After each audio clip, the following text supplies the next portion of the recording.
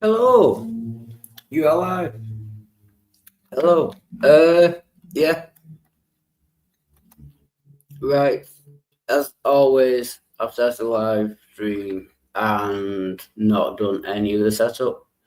But luckily, GeoSam has made me a new intro. So while I play this, thank you very much, GeoSam. You are a legend, as always. This is for the Wild Heart 4 channel. So thank you, Geo, and I'll do the setup while I play this.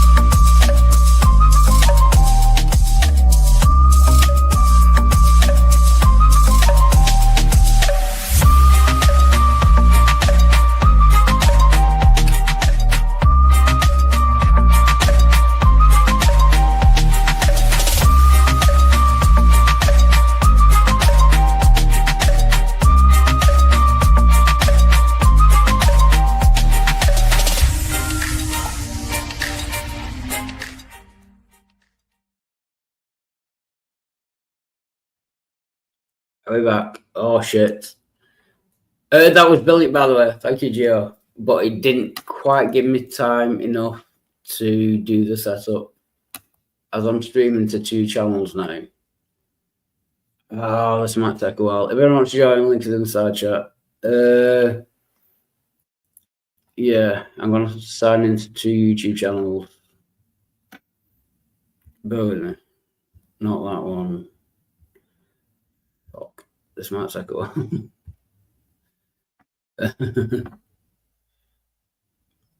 And I can't multitask, so I'll pretty much be silent. Right, pin. I'm trying to pin the links. Pin message, right. Switch accounts. Switch accounts. Wild 4. That one.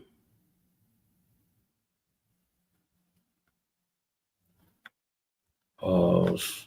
That. Bear with me. Oh, it's still not doing it. I'm not doing this one. That's why. I figured it out now. I have to view on YouTube. Yeah, I know you can't see what I'm doing, but I'm just doing the setup. If anyone wants to join, link is in the side chat. While I hurriedly do the setup. In message. Get in. I think that's done.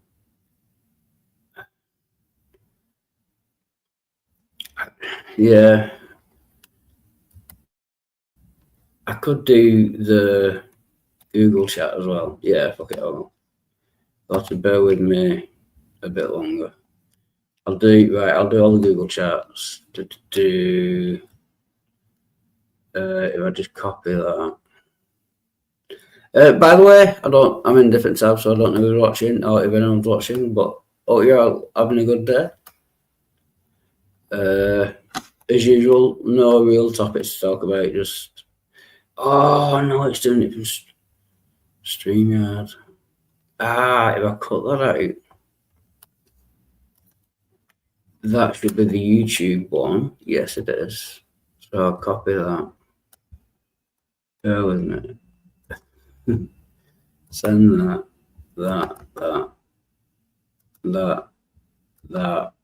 Get in. I am the genius, but not good. Right. And we're back. Cool. If anyone wants to join, link is in the side chat. And after all that hard work of doing the setup, I think I need a cigarette break. So I shall play a random song for no particular reason, just to try and get myself a copyright strike. As is my art.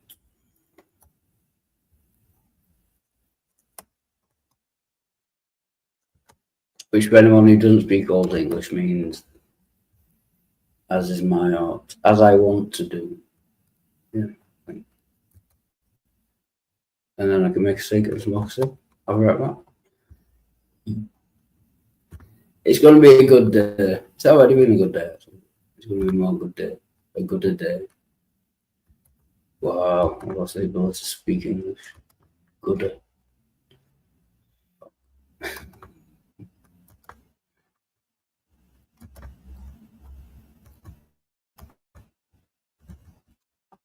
Skip.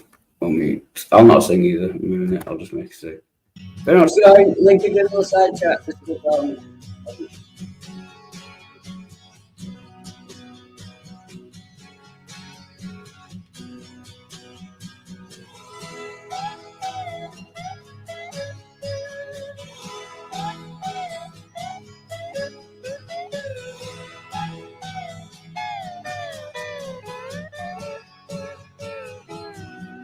My sweet Lord, my Lord, my Lord, I really want to see you,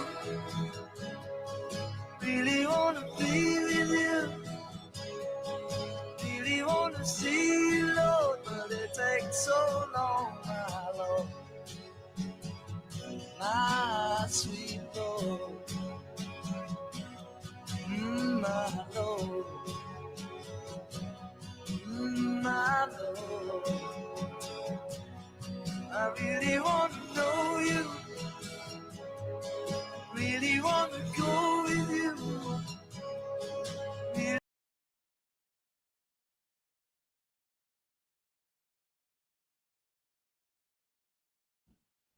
Oh, sorry, I forgot to say, I've just checked my subscriptions and Broadjo is live. And I've just closed my subscription. Oh, fuck. I don't like going live when anyone else is live, but I didn't check. So let me get them. I know Broadjo is live. If anyone who's watching this wants to watch that, I'll put the link. Give me a sec. I'll put the link in the side chat. Oh, Nisha's live as well. Actually, that would be better than me being live.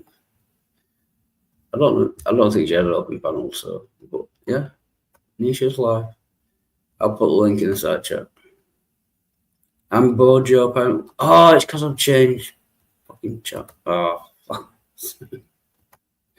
It's just because I've changed. I have to switch back to that one. Then Broadjo will be live again.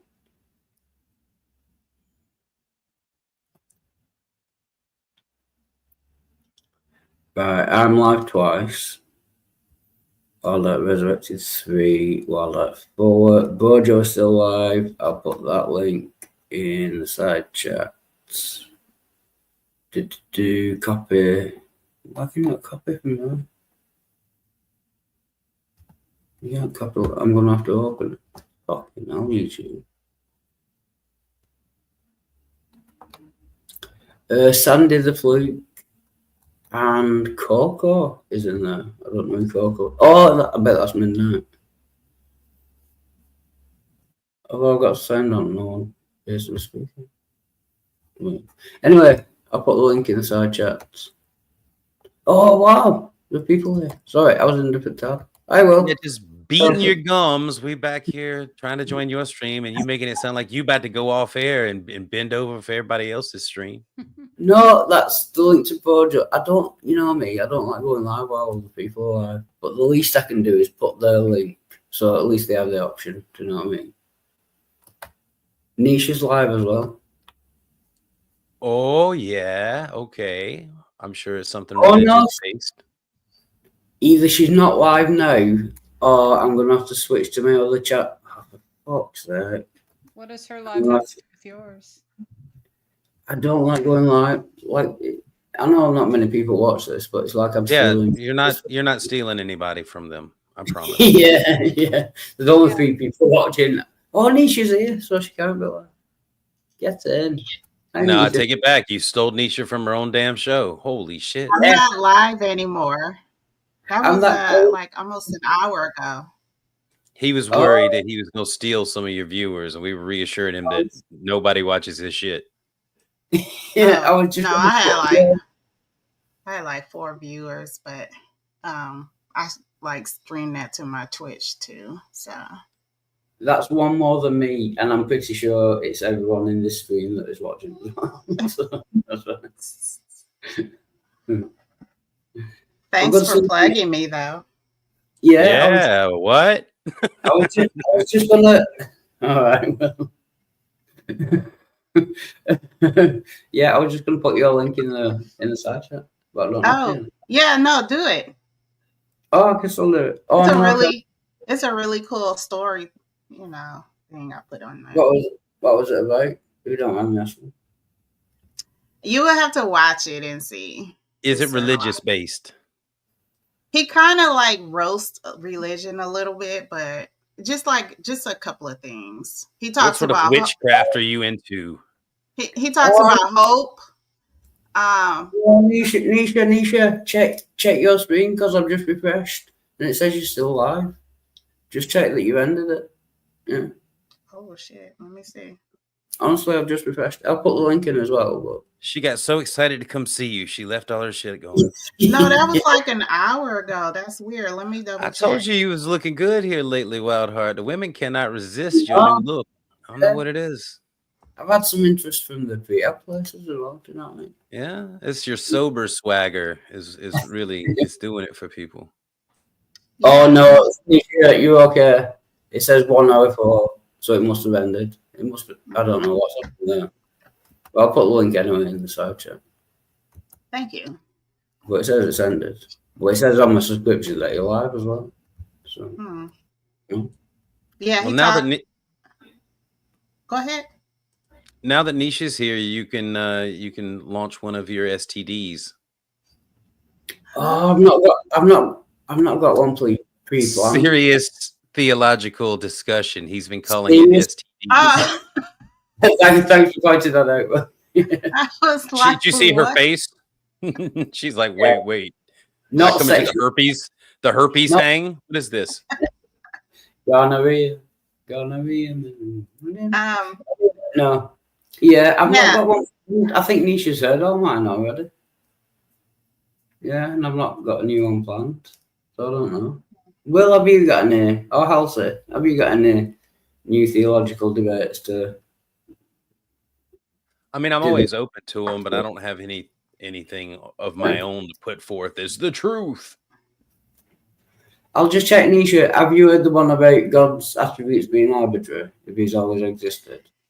Yes. Yes, I thought so. When you were on your crash and your binge, that was like the number one thing. Yeah.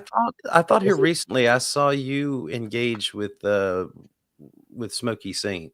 I didn't see how that turned out, but refresh my memory. How did your interaction, Nisha, with Smokey Saint turn out?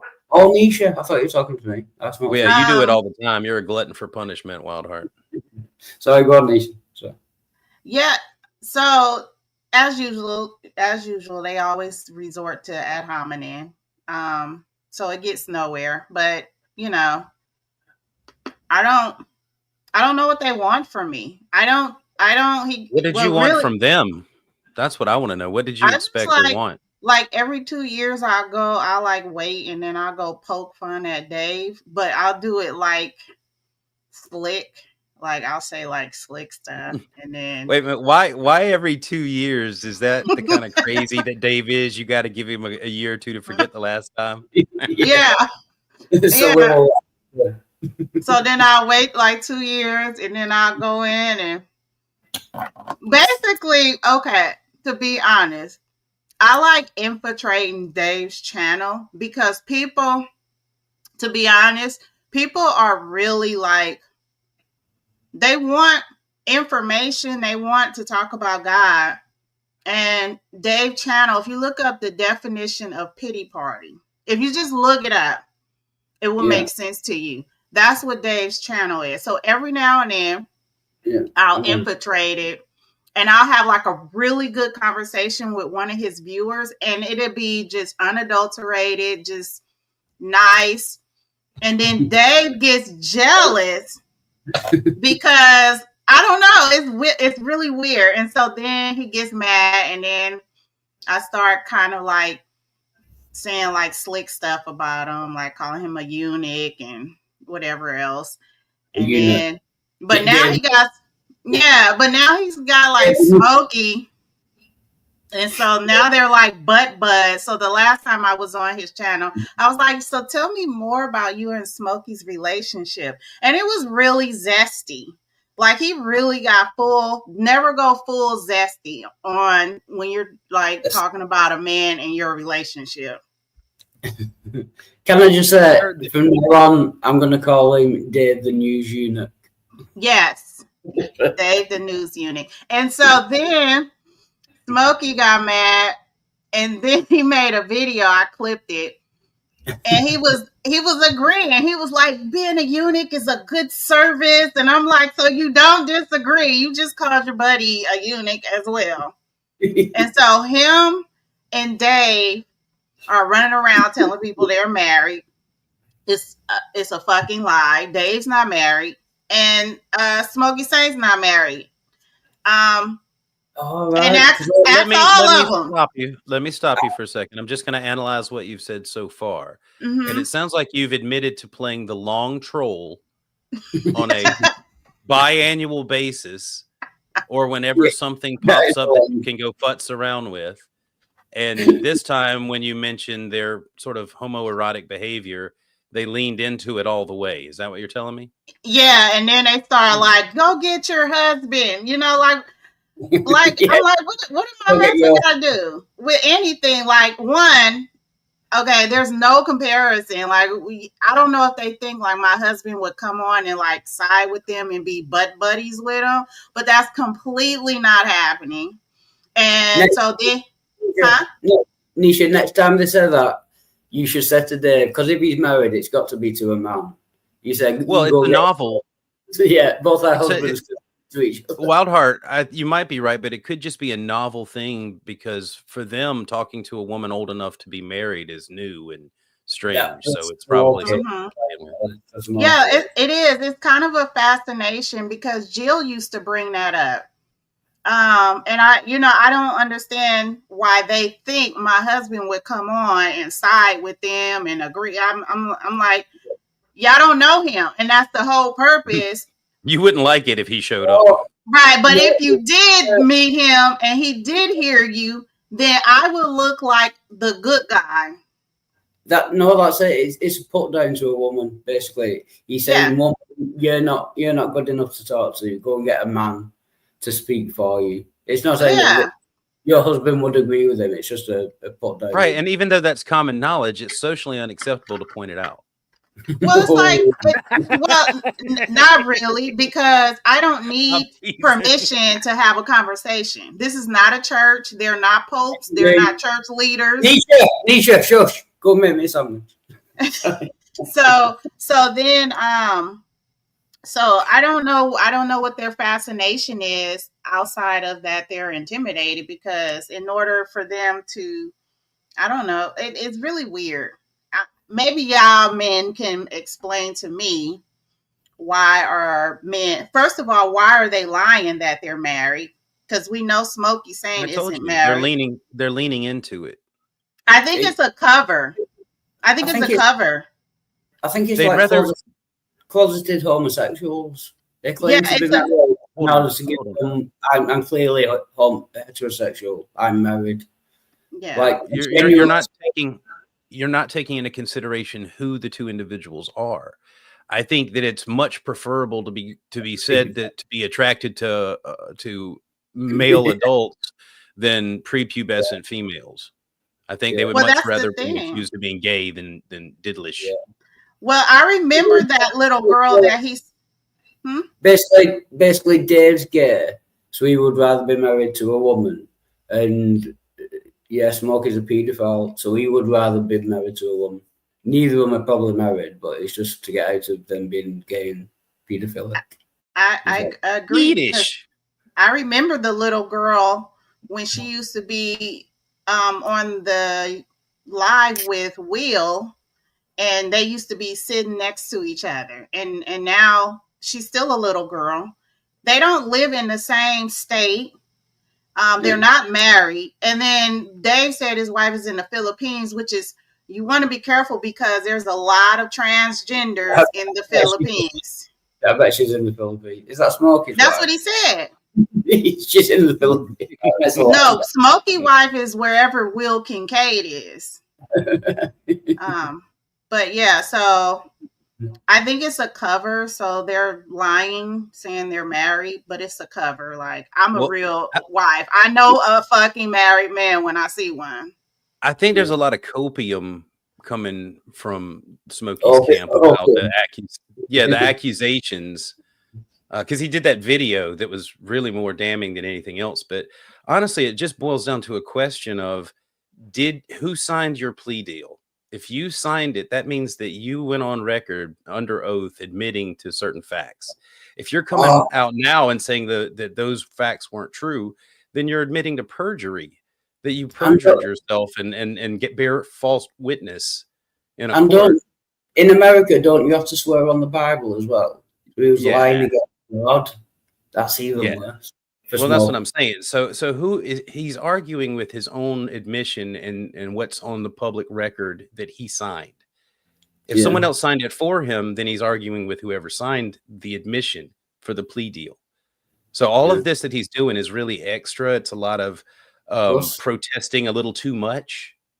Can I just say hello to Spunkfish? And plus, I heard the other day that he made the 13-year-old's parents agree that he could have sex with her. So he thought she was overage because he got her parents to agree for him to have sex with her. But why, if she was overage, would you need an agreement with her parents to have sex with her? If she was overage, then why would you ever need to take a plea deal about anything? Yeah. Because everything that you would have done would have been totally legal. The only reason you would worry about any charge is if she was underage when it happened. Yeah. And so one of the arguments was why, and it's just I can't believe other guys are buying into that crap. Why is she just now coming out in her legal age? Well, it is a fact, and clinical studies have been done. When you're a child, you don't know the consequences of the assault or abuse until when you get older, and that's when the effects start showing. And it is 500,000 predators online daily in the United but all those States. Are extraneous points to the fact. Okay, right. That's extraneous. What really matters is that he went on record, swore under oath that these facts were true, the ones that are in the plea deal. For any of those things to be a crime, it means she was underage. And his location coming from California all the way over to North Carolina shows intent to do something. Men don't fly like that for no reason. Okay? Well, I was getting to that. What happens is when you're online and you're grooming the person that you could be masturbating, it could be considered porn. Eventually what they found out is they actually don't get satisfied that way. They actually go and actually do the assault because it's no longer satisfying. So that would make sense that it started online and then he traveled somewhere to actually do it. That's kind of how it works when you are a predator. I took a CJ class for a semester, and you just need, I think it's called 51% or 50% in a feather. Have you ever heard that term? I got to look at my notes. No, I don't know. If I can catch up on that chat, JLJ, just to play devil's advocate without knowing any details, people get forced to take pleas because innocent people go to jail all the time. Yeah. Yeah, I get what you're saying. Right, but here's the whole thing. If this person was not underage, then not one single charge would have held any water, and there would never be a reason to plead to a lesser charge. There would be no charge. They knew the victim, therefore they knew her age at the time. Yeah, it'd be simple. If she was overage, it would be simple to prove it. She must have been underage, even in order for him to take a plea bargain or whatever. She must Right, have and a been plea deal is normally it's agreeing to agree to be guilty of a different charge, a lesser charge. Yeah. But if she And was he was underage, willing to admit I mean, again, this is a Christian. He was willing to perjure himself and bear false witness and say that he did things that he didn't do, or that he did lesser things than he actually did. Either way, it's not a good look. That's a great point. Yeah. If she was overage, it would be easy to prove. Then why even take a plea deal? And it says also in the Bible that when you are dragged into the courts of man and to stand before kings, that to trust in the Lord, that he would give you the words to say. You shouldn't have to be a coward and say, oh, because of the Me Too movement, I'm just going to have to, take this plea deal because I can't trust my God to do the things he said he was going to do. Right. And that's just cowardly. It's either the truth and you're going to stand up for the truth, or you're going to take part in a lie. And so by his own admission, he lied in this plea deal. For whatever, for good or bad. Yeah. And Well, have you heard? I'm sorry. Have you heard what Veckel said about the forgiveness? I haven't heard Veckel in a while. What's he on about? Well, he's bringing up the scriptural argument that you should forgive others, or else your heavenly Father won't forgive you. But sure, he's not asking for forgiveness, though. He's trying to say he didn't do anything wrong. I can't believe Veckel. Well, I can't believe Veckel is this dumb. So what Veckel is doing is he's saying that, one, he's admitting that he believes. Hi, Midnight. Wow, that's loud. Go on, let's carry on talking, Midnight. No, that's fine. Sorry, go on, Lisa. Veckel is admitting that he does believe he did something, because in order to be forgiven of a trespass, there has to be a trespass. So if Veckel is waving around this scripture, you got to forgive people or your trespasses won't be forgiven, then name the trespass, Veckel, because I think he's trying to kiss ass and do this whole dance around the fact that Veckel does believe he did it, but he's waving this forgiveness scripture, but name the trespass. If there is no trespass, which Smokey is saying, then there's no forgiveness. Just tell us then who to believe, the Smokey of the time of the trial or the Smokey of today, because they're singing two different songs. So which one do we believe? They're actually singing about 5 different songs, because he's come up with about 5 or 6 different excuses. Mm-hmm. It's worse than yeah. So me personally, if I was Smokey, because I'm trying to put my mind in the scumbag's mind, I would have came in humble and admitted I did it, and then took the power out of people accusing him. Because once you say you did it, they don't have any power to say, yeah, you did do it. So I would have took the power out of people and said I did do it, humble himself. But he didn't do that. That is actually the very Christian thing to do. Admit that you were wrong. Admit that you did it. Yeah. Ask for forgiveness or whatever. Yeah. Yeah. That is also the humane. And I don't want to say manly. It's the right thing to do. Right. And so Veckel is running around with this scripture like a got you moment. You got to forgive those. Then name the trespass. Name the trespass, Veckel, because in order to be forgiven of a trespass, we need to know what the trespass is. If there is no trespass, then shut the fuck up, Veckel. Yeah, he's basically convicting himself. Yeah. He's saying, Smokey, you have to ask repentance for something you've done. And he's saying basically you're guilty of that thing. Yeah, but if you repent, then stupid. Yeah, I can't believe people are just. I can't. I can't believe people are that stupid. Welcome, Noel, in the side chat, by the way. Good to see you.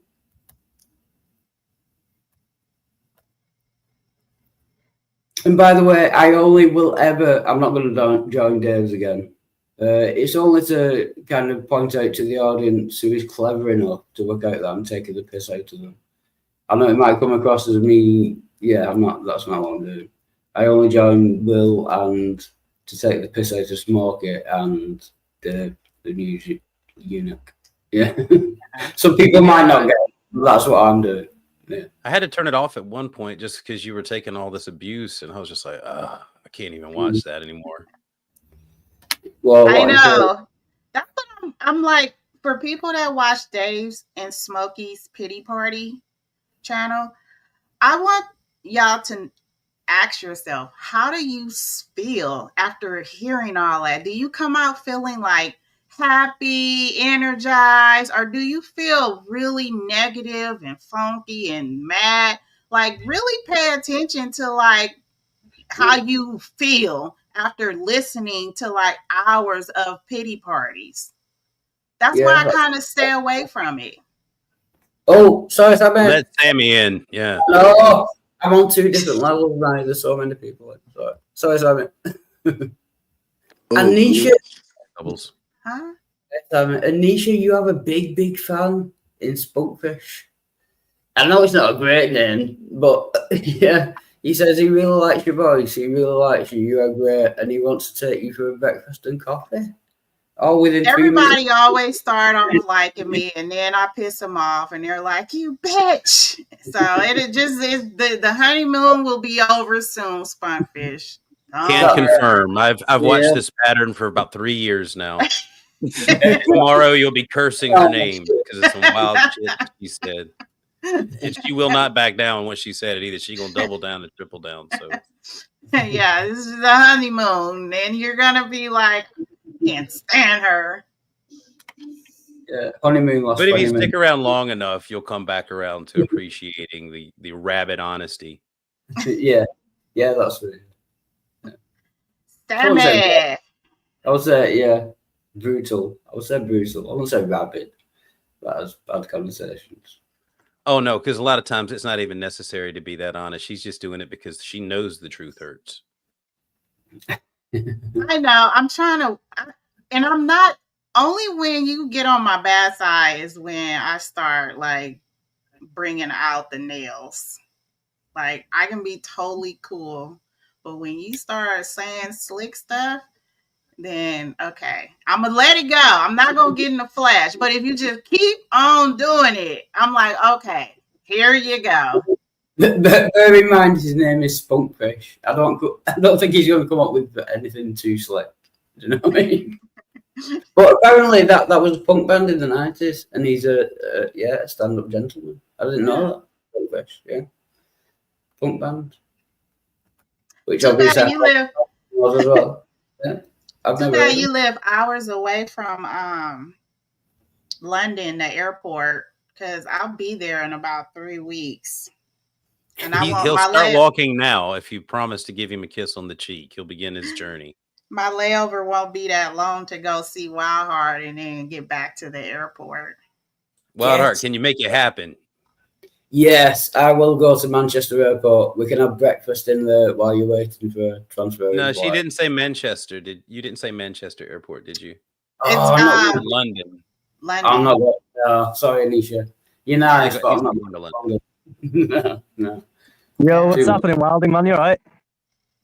Hi, JOJ. Good to see you. Yeah. Good to see you too, bro. I can't be up too long. I'm just going to get myself ready now, and then I'm going to take my dogs out for a fucking giant walk for a few hours, and then see where I'm at then. Nice. Sorry. I didn't mean to kill the panel, by the way. No, I was just going through the side chat. I'm trying to keep up. I'm trying to be a good host for once. And it's tricky. I can't multitask, so I was looking at you've had. Carry on. After years of doing it, you've just discovered this live malarkey. It can be quite difficult sometimes, eh? No, I've actually been. The sad thing is that I've actually been doing it for about 5 years, and I'm still shit. I bet even now you're like, what does this button do? Yeah. That's why I stay on StreamYard. Everyone else seems to be moving over to, Streamlabs or all the other ones. Can't be asked with that. I know how StreamYard works, even if it's shit. No, good. Like I said, I didn't mean to kill the conversation, as you were. Oh, yeah, Nisha. Yeah, we were talking about meeting. No, we're not going to meet. If you're going to London, First of all, I can't afford to get down there. Plus, it's London. I don't like London. I don't like Cockneys. The first part was absolute bullshit. I've seen him blow money on crank and all kind of shit. If he wanted to get there, he could. But he's, you know, he can't be bothered to set foot in London because, you know, they're all fuckers. Also, if you're not aware, the price of trains to get from like, so somebody at the top of the country to get to the bottom of the country found a little hack. It was cheaper to get on a plane, fly to Germany, have a pint, and then fly to the next destination than it was to get a train from inside the UK to somewhere inside the UK. I might be able to do that. Yeah, go to Germany. Have one of those. Have you seen those big glass things they do? Have one of them, then come back to London, and it'd still be cheaper than the train. I could do that. Yeah, obviously not now, but I could do that. We could meet halfway. Nisha hates she even brought that shit up. Nisha, we could meet halfway in Stoke-on-Trent. You could meet Spooky Bedher as well. We could all have a full English breakfast with Spooky Bedher, me and you, in a cafe. Nisha, just talk over it. That's how these panels work over it. I can see you raising your hand. Just talk right over him. Oh no, I was rubbing my hand.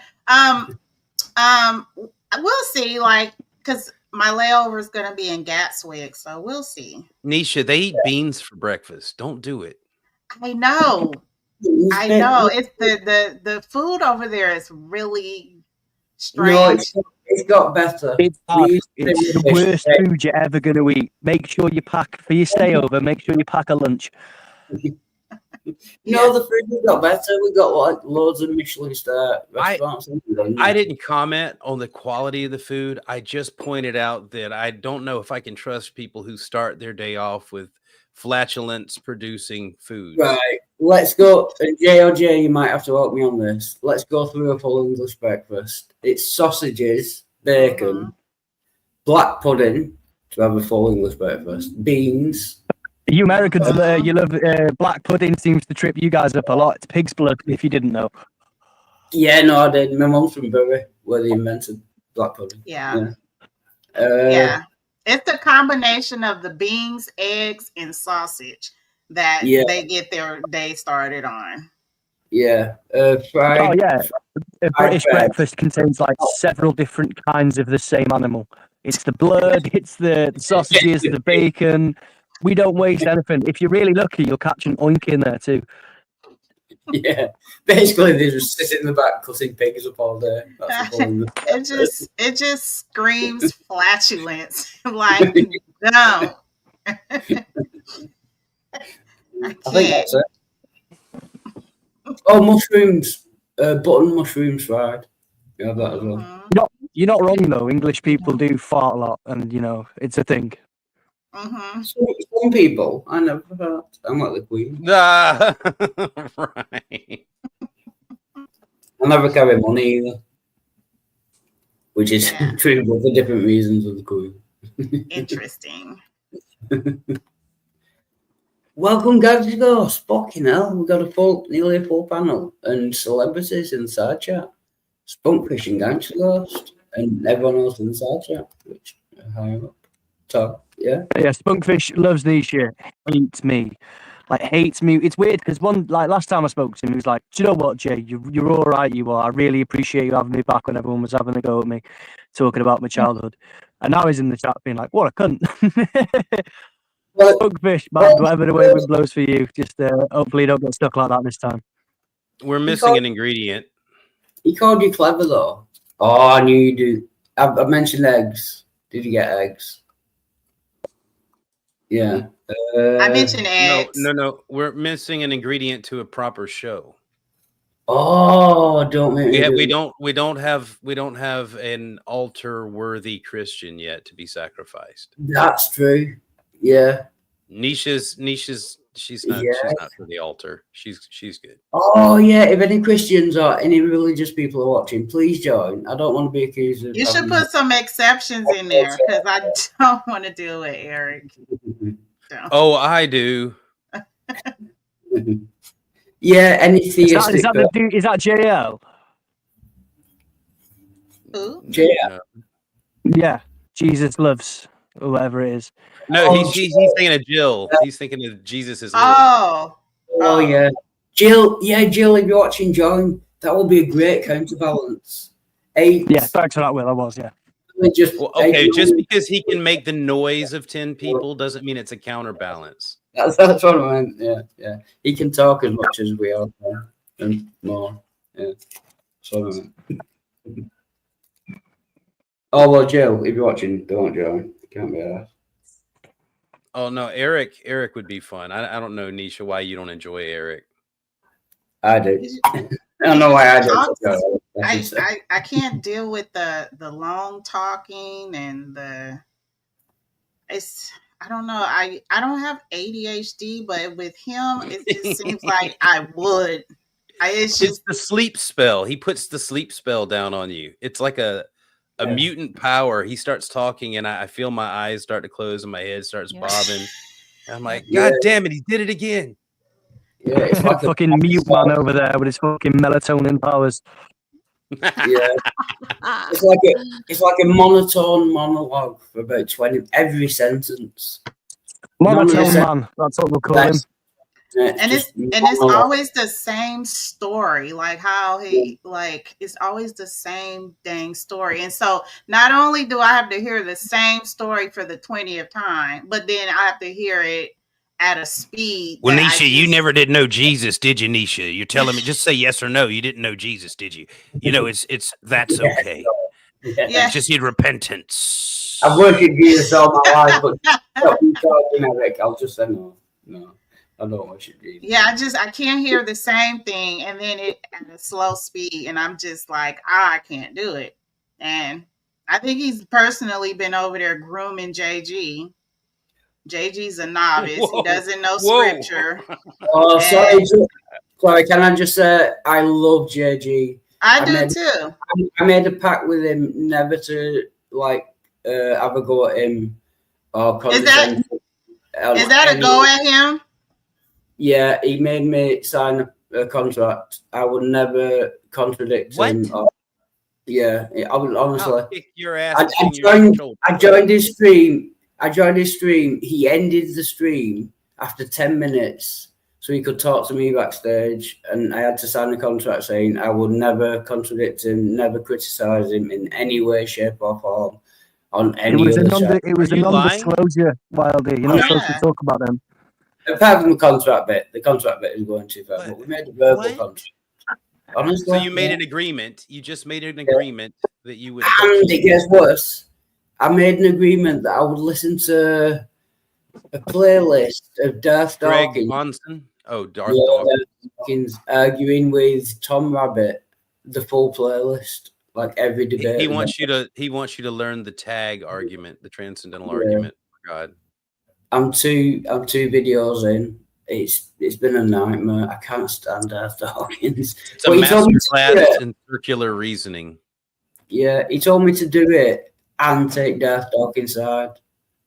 Just put all my presuppositions aside, just forget everything I know, and just blindly follow Darth. I can't do it. Honestly. And that's how he arrived at his beliefs, I imagine. Yeah, he must be, yeah. Wow. Is that really true? Aside from the apart from the contract, that is all. Yeah, that is all. But then that makes sense why I'm not welcome anymore, because you can't have your own thoughts. You can't. Yeah, you're no sellout like Wildheart. Yeah, you can't have dissension. You know, I called him out. I said, dude, you don't even know scriptures, because I got upset when I saw Ace ask him a basic question and he didn't even know the answer. And I'm like, and so I'm, calling him out on it. Like, dude, you need to, if you're going to be in these neck of the woods, at least learn the game you're playing. If you want to play the video game, learn how to play the video game. Learn the language. That's the beauty of YouTube. You can just say anything with slight bit of confidence, and that's it. It might as well be the truth. I mean, you can convince even yourself if you say it confidently enough. Yeah. I'm trying not to laugh.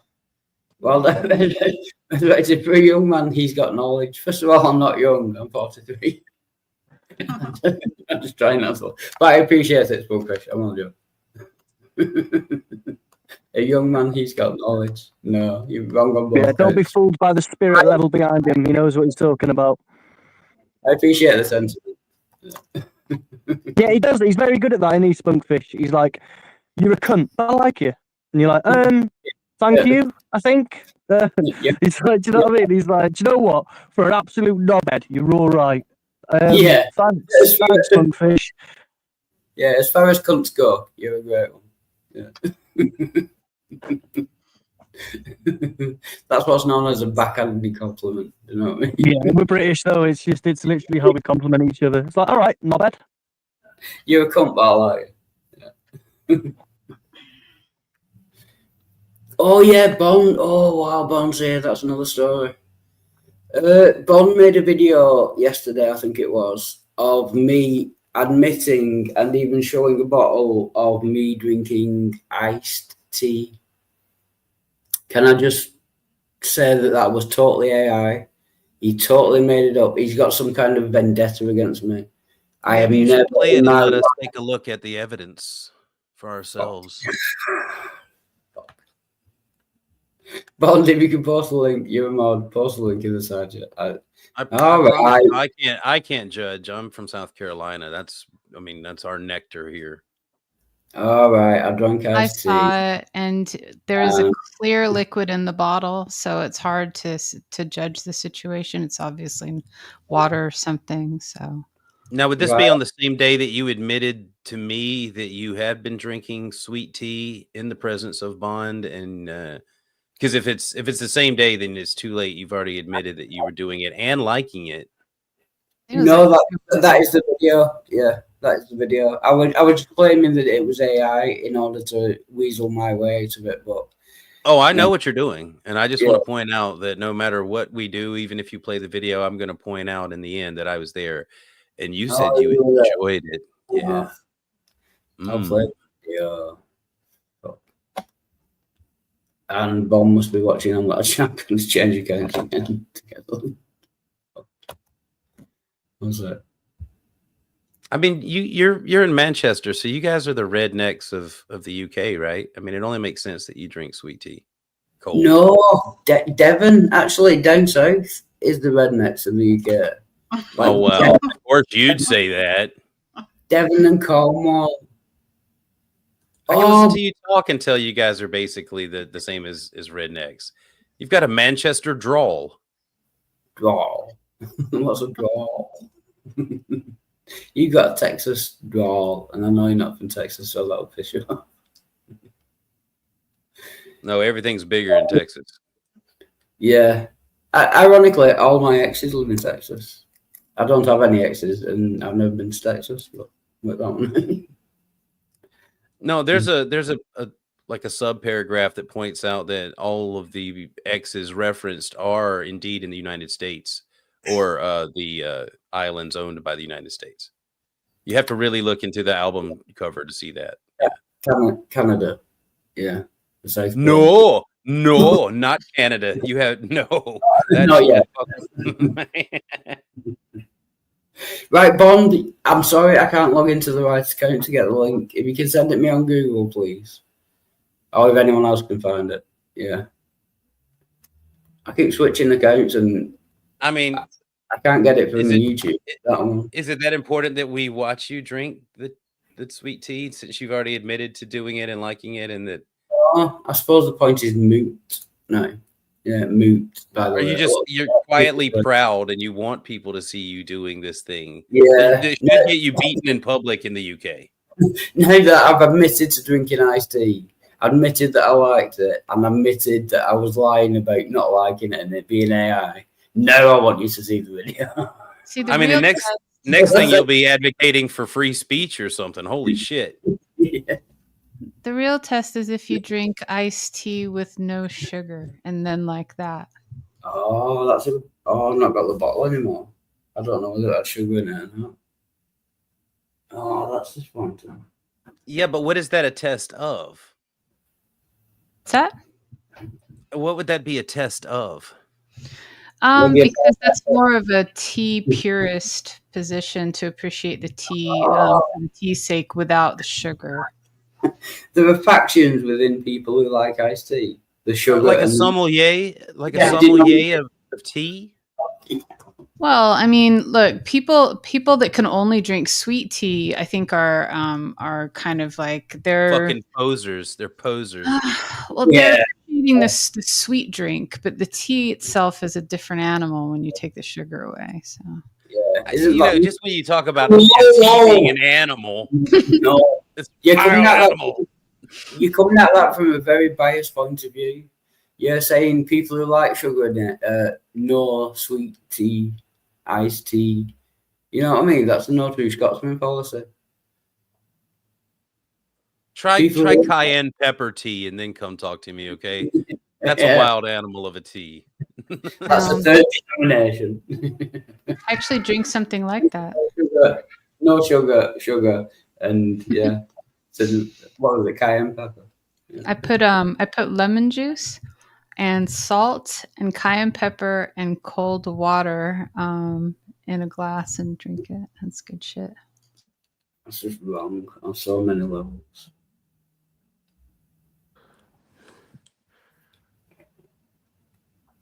I don't know I can trust you ever again now, Halsey. Yeah, I didn't know why people were doing that mixture with like maple syrup mixed into it. I was just thinking, ugh, what a way to ruin it, man. Almost- I still haven't got past the unsweetened tea. What the fuck? What, you don't drink black coffee? Yeah, it's got shitloads of sugar in it. Well, that's not black. Well, I guess it's kind of black, but It's black still with black. additives. It's black with sugar. Yeah. I'll say with every ingredient you listed, I lost a little bit more respect for you. the only time I put sugar in a coffee is if the coffee sucks. If the coffee's good though, I'm good I with don't- it. Nothing. I don't know why we're arguing over the least important food groups. I'm thinking the most important is how do you cook your steak? Medium rare. Medium rare. Yeah. Okay. All right. Depends What on about the you, steak. Sammy? Possibly a bit Yeah, of both. I'm medium rare, medium to medium Okay. rare. All right. Sparkle. He's not talking Okay. for a while. I think he must Taking be a nap. Well, that likes Butter tea. and muffins. I actually don't. I've never found that. Yeah, I tried to. Nisha, how do you like your steak? Well done. Fucking what? I don't want blood spilling into my mashed potatoes. I want my meat cooked. You just want some burnt, dry, flavorless fucking jerky to chew on. Shots fired. Shots fired. Yep. I was That's waiting on exactly- somebody to say that. I'm going to watch Halsey join in. Go ahead, Halsey. Tell us how you like your steak burnt to a crisp too. No, it depends on the steak. If it's a really good one, I'll go for medium rare and possibly even bordering on rare, depending. All right. Yeah. Is that 5 horseradish? I gotta have horseradish if I'm gonna do it. Oh, wow, you just reminded me. I love horseradish. I've not had that for years. It caused that reaction. Oh, horseradish. It's that one that it makes your eyes water, like English mustard. Yeah. It's very nasal in how it affects you. It kind of like makes your nose run, makes your eyes. How does water. it affect you, Wildheart? Because those sounds. I mean, I thought we were gonna have a cleanup. Yeah, no, honestly, it makes my eyes water, but it's really nice. I love the flavour of it. It's just, yeah, it gets into your nasal cavities, and it's like onions. You know what I mean? Onions. Bond, by the way, likes his medium rare, which is correct. Rare, blue rare, depending on the cut. Anywhere like from your, rare to medium rare. Once you get to medium, I start questioning, like are you a cyborg?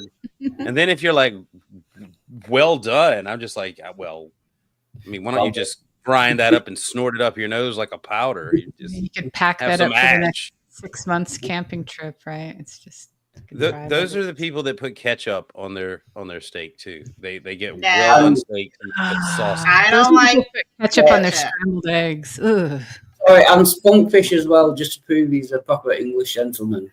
Says no blood, you evil wankers. Just to prove he's a proper gentleman. No, I think he's proving he's a Jew. Yeah. Is English mustard anything like Dijon? Like, does it have that little kick to it? No, it's way stronger than Dijon. I know what you mean. Yeah, Dijon is the French one with the little round things in it. No, English. No. Well, I mean, Dijon can be whole mustard with the grains, or it can be, smooth blended. But it's got like a little bit of a horseradishy sort of a kick to it. Yeah, no, English mustard is way stronger. Like about 5-10 times stronger. Yeah. Interesting. Another one that makes your eyes water. Mm. Yeah. Like food that bites back. Yeah. It's like radish type hotness. Yeah. Like if you have a ham and English mustard sandwich, you will be crying by the end of it. Do you know what I mean? Like 2 pieces of bread with like a half inch of English mustard in the middle. Just a mild spread. Not even just the tiniest. Yeah, you will be. Yeah, crying at the end of it. Welcome, Neo. Good to see you. How's it going? Yeah, cheers, man. Big ups. English mustard is all horseradish. No, it's not. It's English mustard. Cheers, Spunkfish. Big ups, my brother. Yeah. Hey. I like Spunkfish when he's being a gentleman. You wankers. I mean, hey, Wildheart, how did it make you feel when the UK made their recent trade deal with the United States? They didn't make no trade deal. I'm talking to Wildheart. First of all, you'll have to explain that to me, as I know nothing about it. I didn't even know that had happened. I don't follow the news. Yeah, there was no deal made. There was no deal made, so that was completely made up. I guess it's probably made up about the tariff war with China too. God, I wish. Yeah, it's 30% to 10% is what it's at right now. I sent my drone in for repair, man. Didn't cost me any money for the repair.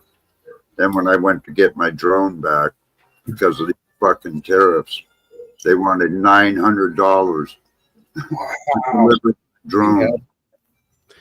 Yeah, timing's everything. You sent it in while the tariffs were at 125%. No, just right before then. So this is the way it was before the tariffs even went into effect? No, no, I didn't have any problems until the tariffs. He put those tariffs in. They had my drone already, and then when they went to send it back, yeah, it fucked me, man. Okay, so that was while the tariffs were at 125%.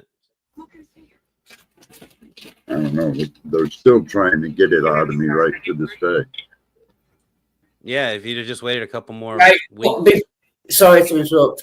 Before we carry on with this conversation, can you explain to me what's happened? What is the tariff? What happened? Did it go up or down? Well, this anal ass clown president thought he was a fucking comedian and would put stuck a bunch of tariffs on everybody. Just bullshit. So importing something from Britain now costs more than it did before. Is that what happened? The goal is to have reciprocal tariffs with everybody. As long as you don't have a high tariff on us, we won't have a high tariff on you. That creates free trade no matter who you're dealing with. And Britain was the first to recognize that, or UK. And now China was rebellious against it and tried to raise their tariffs on the United States. And we raised ours even higher. And it just became a war of attrition, where China just recently collapsed because their government depends on what's it called? Ethane, yeah, for plastics. And so they basically had to concede. And right now there's a 10% tariff versus a 30% tariff. So let's see, they pay 30% and we pay 10. So the law that I don't know if it's a law, but the thing that Trump wanted to bring in, meaning you had to have the same tariff as the country you're dealing with, didn't work, and he's now at 30% versus 10% with China. Is that what Well, yeah, there's a deficit that they had to address, and China admitted that during the years under Biden that they realized that Biden wasn't going to enforce any of the things that were in place, so they let their deficit grow. They didn't pay their part of it, and so now they're going to catch up by paying 30% to our 10% until for the next 90 days. No, but that's wrong.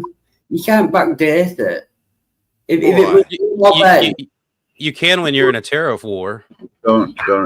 No, I don't agree with that. Let them believe what they want. It's not a matter of belief. It's 10% to 30%. That's what's agreed upon for the next 90 days. I know, but if you make a new law saying everyone should have the same tariff with every country, you can't go back and say in the past it was different, therefore you're going to have to pay. The goal is to get to that point. You can call it punitive. I agree, it's punitive. Yeah, but it's fucked up in every way because it fucks up your new law of having the same tariff in every country, and it's fucked up in that they have to make reparations for. I agree with you, Wildheart. I agree with you, but the point is that when you do give them the reciprocal tariff, they're grateful to have it instead of thinking they got gypped. Yeah, so just give them the new tariff then. You're just working towards it. The goal is the reciprocal tariff, but you have to get them to recognize that it's a gift. Reciprocal tariff, I think. First, obviously, I know fuck all, but first, yeah, it sounds like a good idea. Yeah, just reciprocal tariffs. Well, then to bring the law in saying we have reciprocal tariffs and then backdate it to when there weren't. It's not a law yet. It's not a law yet. We have an agreement with them, and if we kept to it, they would need to catch up. Okay, because there's a deficit, a trade deficit. But if it's a new law, then they wouldn't have to catch up. Do you know what I'm saying? It's not a new law. The agreement's on the books. We're saying. Why do you think that a trade deficit is like a debt or something? You don't understand, obviously, what you're talking about, dude. I admit that, yeah. Okay. I'm just asking questions. Is the information that I gave about the tariffs between China and the U.S. wrong in some way? So you're saying it's always been a rule, let's call it a rule, that there will be equal tariffs. And China weren't keeping up with that. And now Trump is making... No. Reciprocal tariffs is the goal. Okay, that's what we're working towards. There was an agreement in place. It was in place when Trump was in office the last time, but when he left, Biden and their administration never enforced any of those rules. So the Chinese just didn't pay their part of it. And so they've got this deficit of debt. And he's saying, we'll get to reciprocal, but you got to catch up what you owe. Yeah. So it was. I understand that Neo's smarter than me on just about everything, but when I say something that's not true, then point exactly to what's not true. Neo. Yeah. No, I wasn't arguing. I said I don't know if Neo, can you hear me, Neo? Can you hear me, Neo? Yeah, I wasn't. Yeah. I'm just jumping on panel. I'm going now. I'm jumping on panel. I love this guy. I love this guy. See this guy here? Cheers, man. The legend. I love this guy. He's a legend. My name's Spunkfish. I'm jumping on panel to say I love you, Neo. I'm saying hello to you. I've missed you, man. I think the world of you. And keep it real, man. Keep it real. Keep it fucking strong. Yeah? Yes, sir. Nice. That's what Yeah. It's me, Spunkfish. Thank you, Wildheart, for letting me get a message across to Neo, the fucking legend. I'll tell you what, you're an inspiration. You're an inspiration to me. You're an inspiration to others. You know what I mean? Thanks. This world, it's an evil world we live in, and people like you give me hope. You give me hope, Leo. Thank you for that, man. Thank you for that. I love you, Spunk, man. Yeah. Well, I'm going now. That's all I wanted to say. Thank you, Wildart. Thank you for that, mate. Thanks a lot. See you. That message in itself was inspirational, so thank you for that. And yeah, I agree. Yeah, hey, Wildart, you're a lovely man. Neil the legend. I'm gone. Cheers, man. Thanks a lot. I love him. Well, even though Will didn't even get a chance to explain it before he was told how wrong he was, I would still actually like Will to tell us what this trade agreement between the UK and the US that you're talking about. Oh, just before you do that, I just want to point out I wasn't disagreeing with Will saying he's wrong. I wasn't talking about you. Sorry. Okay. Yeah, I was just saying I didn't understand it. Now I understand it. They should have been paying that tariff during the time when Obama was in charge. And they didn't, therefore they owe back pay. That's fine. I thought it was never a rule before. And now I still might not understand it. Go, Will. I'll share. All right. Yeah. Sam, medication I'm on wild. I fucking can't even eat. It gives me cotton mouth so bad I can't stand it. Hello, welcome to the program. I'm Lewis Vaughan-Jones.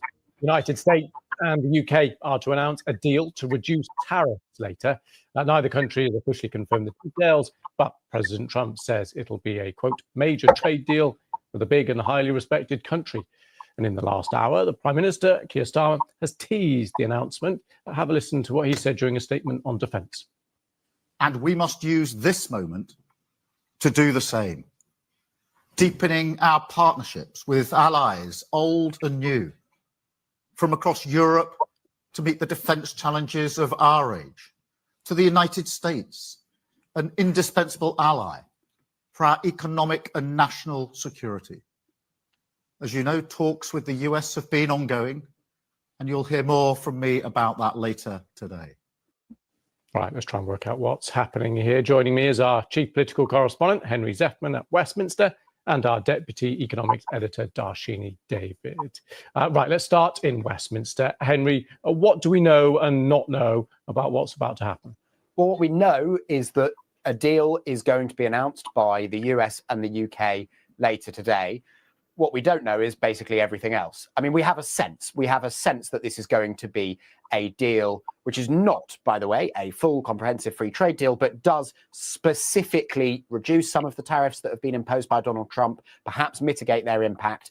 And of course, also the UK will have offered the US things in return. That's all going to be very interesting. But diplomatically, politically, I think this is a big win for Sir Keir Starmer because lots of countries have wanted a deal like this. The UK appears to have got there first. And this morning, we asked John Healey, the Defence Secretary, about what's in the offing.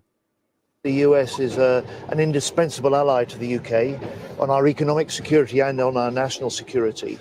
And there's been really hard negotiations with the US over securing an economic deal for Britain since Keir Starmer went to the White House in February. Now, in that period, ministers like me have stepped back from offering a running commentary on those discussions or any timelines. And we've done that to give our negotiators the space to strike the deal that Britain needs. And so it's not for me to comment on that, I think, today, but it's for us to remind ourselves that the US is that indispensable ally for us on economic security and in the area that I lead on, of course, in defence. Pause for a second. Well, that was John Healey being pretty coy. Hard. So I can give a bit of an outside view on this. A few things are said there that I guess are technically correct, but they're making out like this is some world first, we're the first ones to do it, he said. Everyone wants a deal like this. The bit that he left out there was, just like Trump said, the countries that didn't turn around and play tit for tat, like Australia, when he brought out the tariffs, we said we're not going to retaliate. And we didn't shift any tariffs on the states.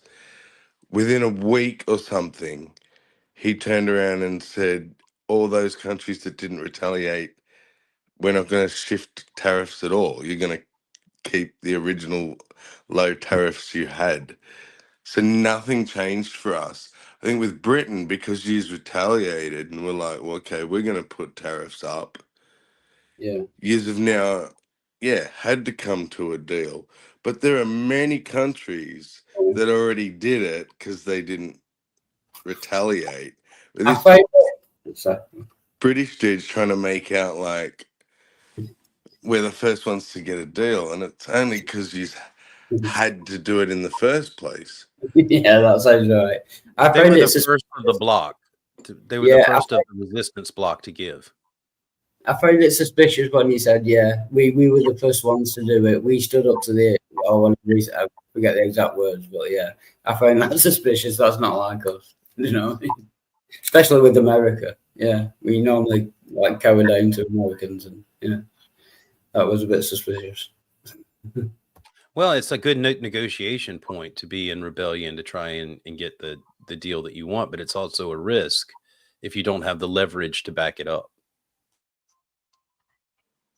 And that's what happened with China. Yep. It looks like inflation wasn't affected negatively. We're getting good on inflation now. By the way, I don't know if you've heard, Keir Starmer's flat in London was actually firebombed. I'm not sure of the exact details, but it says his sister-in-law was in it at the time. In America, we call that a mostly peaceful protest. Yeah, mostly. The firebomb. Keir Starmer, you know, the British Prime Minister. The English Prime Minister, Keir Starmer, he called. Oh, no. I had no clue who your Prime Minister was at the minute. Well, so if I could press Neo a little bit. Neo, you were offering some resistance about Donald Trump being a clown or something. Is there something else that he's doing that you think is clownish? I'm not going to have this discussion. I'm not going to have this discussion. Okay, fair enough. Fair enough. So that is very smart, Neo. Don't even go there. Yeah, smart move.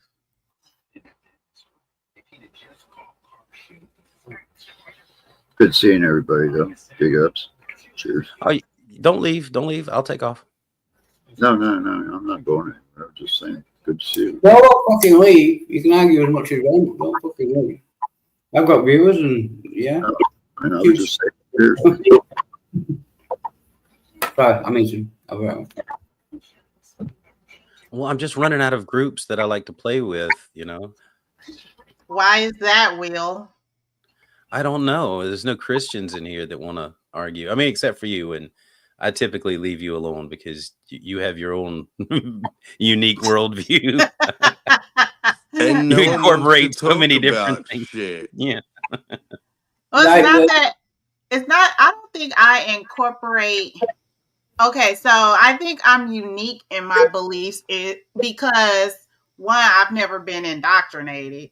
I don't have the residual of religion, and two, I don't want to be indoctrinated. So I'm, one of the things I like about my husband. Why do you think that the Bible is trustworthy? PJ. Say that again. What makes you think the Bible is trustworthy? I think some things in there are trustworthy because there are historical and archaeological finds that back up some of the stories. But do I think entirely some of the stories? If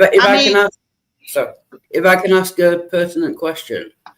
Do you think any of the miracle or the supernatural stuff, do you think that they can be backed up by historical evidence? I agree that some of the Bible can be backed up by historical evidence. Mm-hmm. Do you think any of the miraculous, the supernatural stuff can be backed up by historical evidence? Well, sorry. Okay, like for example, the one miracle with the feeding 5,000 with the 5 loaves and the 2 fish. That one, honestly, that's not a miracle to me. I even did a video and broke that down. Yeah. Okay. If the story is as written, it is most definitely a miracle. Anytime you can produce carbohydrates, anytime you can produce carbohydrates out of thin air, I'm thinking that's a fucking miracle. Who called it a miracle, first of all? Did Jesus call it a miracle? It's supernatural by definition. If you can take one fish and get 5,000 fish out of one fish, like immediately, that is by definition supernatural and magic. And you've broken the laws of physics at that point. If you don't call it a miracle, then you can call it magic if you want. Or it's not magic. It's not magic. Simply, what Jesus did was he fed them spiritual food. He didn't feed them. I can back that up through the Bible because okay, hear me out, Sammy, because you don't have to believe this. Nisha, before you start, can I just say it's Adam and Eve all over again? They didn't die; they died a spiritual death. Nisha, please don't. You're straw manning the argument before I even get to the point. Okay, Sammy, did Jesus call himself the bread of life? Did Jesus call himself the bread of life? Yes or no? Yes, I believe so. All right. Did Jesus say he was the bread that came down from heaven? More than likely, yes. Did Jesus say, eat my body, eat my flesh, drink my blood? Yes.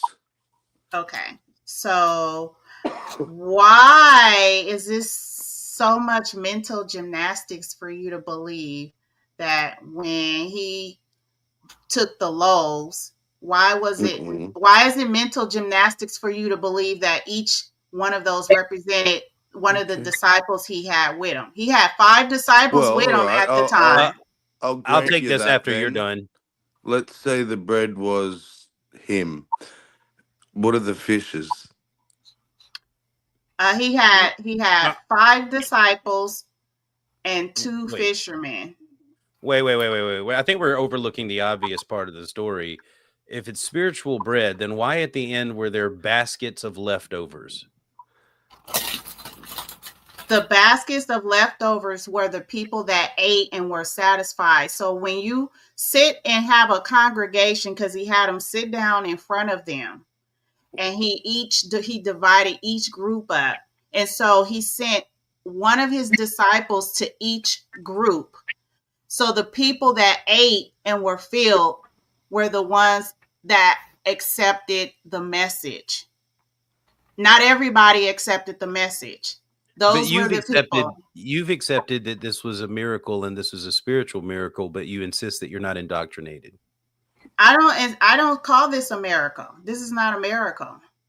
If it's a spiritual thing and these people's physical hunger were appeased by a spiritual source, and so much of a spiritual source that there was surplus of it, enough that was tangible to fill a certain amount of baskets in a measured way, then I don't know how this can't be a miracle, because we also have the weird idea that the spirit takes up space and can be stored up. You know, that there's surplus that can be gathered. It takes more energy for you to believe that this was magic and miracle than it does for you to believe that it was just his disciples feeding the 5,000. I disagree, because you're talking about a spiritual idea. The substance of what's feeding these people is a spiritual sort of bread and fish.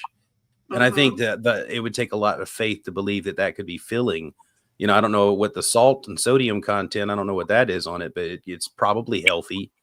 You used to go to church, right? Did you? Yes. Okay, so at the end of the sermon, did they do an altar call? Sometimes. Okay, that's what that was. That was the people that ate and satisfied. At the end of the sermon at a church, you get the pastor or a preacher, or bishop, whoever is at your church saying, whoever wants to give their life over to the Lord, come up. And I don't know what they do because I never did the ritual, but they come up. But that's all that was. It was an altar call. So if this is his normal thing, then when he went to his hometown in Galilee, it says he did no wonders and miracles amongst the people. He did none. True. So that implies that other places he went, he did miracles. Now you focused on the bread and fishes, and you're saying that's not a miracle, but certainly he didn't even call it a miracle. Certainly, you'd agree that walking on water is a miracle. I mean, he didn't call that incident a miracle. Man called that a miracle. Oh no! Can I jump in rudely again? That is a great point, Will. Don't focus on the. Do you think that any of the miracles in the Bible are actual miracles, Nisha? I think that will solve it. There might be some that are unexplainable, but this one I can explain because it was right. Yeah, forget. So you've explained it, right?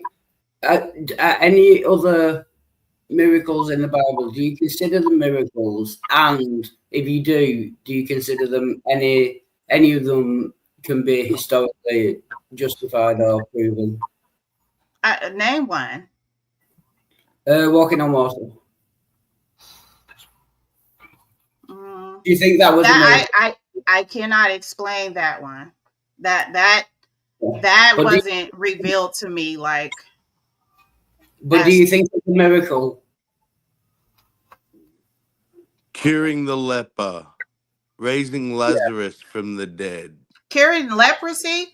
Now, I do think he was a physician. I do think that he might have had some knowledge because, see, one of the things that we are finding out. No, you don't think that's you would say, sorry, I'm autistic. I'm trying to speed it up. So you don't believe curing the leper was a miracle? Bread and rolls, fishes and bread wasn't a miracle. Is there any water into wine? Is there anything supernatural in the Bible? Do you think, Nisha? Let's simplify it. Is there any resurrection? Resurrection has to be a miracle, whether it's himself or any of the other people. Yeah, that one I would consider a miracle. And do you think that can be historically justified? No, I don't think so. But we'll find out soon if it was or not. If it wasn't true, we'll never find out. Can I ask how soon? Because they've been saying that for over 2,000 years now. What? You said we'll find out soon, and I'm just wondering how soon, because it's been like 2,000 years. We don't. See, as much as people like to assume that they know what happens on the other side of this life, we don't. We don't know. So I don't know if that answer will be on the other side. I don't know if you're dead on the other side. I don't know if you don't have a conscience. I don't know. Well, nobody knows. Find out. That's what I'm hoping. Well, we can't know about that just yet, but we can talk about. Your claim is that Jesus was important, even if he didn't do all these miracles. Was he Messiah? So let me give some context, and then I'll unlock the video if you guys are ever in my neighborhood and you want to watch the video where I explain this feeding the 5,000. But in context, John the Baptist had just died. Okay, he just died, and so Jesus had got wind that John was killed and beheaded. So he looked at these people and he felt pity for them because they were sheep without a shepherd, because John was their shepherd. John was their apostle. So Jesus took the people, he told his disciples, he had, I believe, 5 to 7 disciples with him. Jesus took these, hold on. I'm going to wrap it up real quick. I'm not going to do a Lionheart. Sorry, can I rudely interrupt again? Nisha, if you're saying that it wasn't a miracle, it doesn't matter. I'll accept you don't think it's a miracle, but then it doesn't matter, because if it wasn't a miracle, that was the question. Wait, let's see where she's going with this, okay? Because she's talking about John the Baptist and this story. Okay, I'm giving the context. I'm just saying, if you don't think that was a miracle, I was asking you, if anything in the Bible is miraculous. Okay, let me finish this and then whatever. Okay, I'll give you. I'll explain. Look, Good I'm not Lord. saying, I'm just trying to explain. If you don't think it's a You miracle, said it. You we said moved this past 4 that. times. We moved past that, Wild Heart. I asked her if Jesus was the Messiah, and you're pulling Well, us that back was- to the miracles. But I've still not had an answer to my question. That's why it'll It's turn not. into a rabbit hole, and I want to get an answer to my question. Okay. Do you understand what I'm saying? I do, but I was giving her a break on that by letting her identify Jesus as the I know, Messiah. but then we'll never get back to the question I asked, and I'll never get an Well, answer. I had a plan to get back to miracles. I was just trying to give her some space, but you do it your way. It's your show, man. Yeah, no, I'm not having to go at anyone. It's Nisha, if you don't think it's a miracle, explaining why it's not a miracle doesn't really matter to me. Do you know what I mean? If you don't think it's a miracle, that's fine. Okay, so anything you ask me, I shouldn't have to explain anything. You don't. No, you never actually have to explain anything to me. But I wasn't explaining. I was giving a context on this particular thing that people called a miracle. Jesus didn't call it a miracle. People called it a miracle. Yeah, but if you don't think it's a miracle, that doesn't matter. It's not because a they miracle. think he performed some type of magic.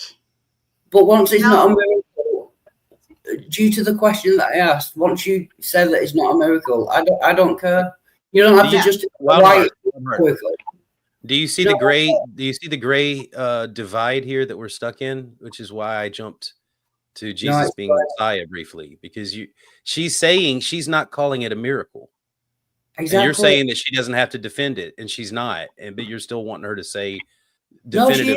No, she's trying to defend it. She's defending why it's a miracle, and that doesn't matter. If you don't think it's a miracle, that's fine. Let's move on to something you do think is a miracle in the Bible, which was my question. Yeah, but the ones you brought up, like Sammy brought up, walking on the water, I can't explain that. Yeah, but you don't have to. I'm going through all the miracles and just asking, do you think that's a miracle? Okay. So next miracle. Bread and fish wasn't the resurrection is a good one. Do you think the resurrection was a miracle? Yeah. Right. Do you think it's historically justified? Do you think we can demonstrate that it happened historically? Resurrection, erection. We cannot demonstrate that. Yeah. I mean, just like they can't find Chinggis Khan body, we cannot find Jesus Christ body. Right. So the first question was, do you think there's any miracles, what you think are miracles in the Bible that we can demonstrate actually happened? That was the basic question. Sure. Miracle and demonstrable. Any of them? None that I can say we demonstrate. No. So why do you believe them? Well, I believe in the death, burial, and resurrection because that is something that was imparted in me, not by man, not by Tanisha. That's why they call it a gift. Okay, is that a fulfillment of a messianic prophecy, the death, burial, and resurrection of the Messiah? Yeah. You know what? I wouldn't just limit it to messianic because if you look at all religions across all space and time, they all have something that has to do with the afterlife. Okay, but that's and listen, I'm only talking about one book that I began this asking about, which is the Bible and why you think you can trust it. And we're talking about Jesus. We can talk about other books if you want to lend them the same credibility as you do the Bible. Because yes, they are all talking about spiritual things. A lot of them talk about creator gods,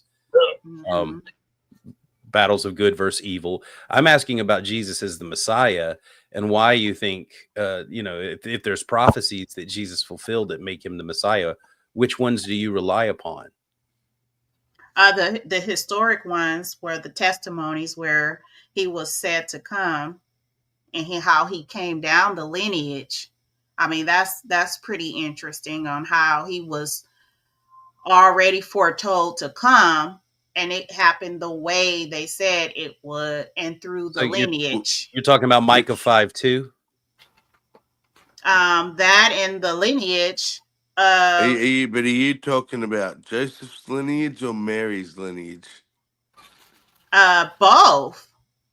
They contradict each other. Well, if it's both, then what part did God have to do with it?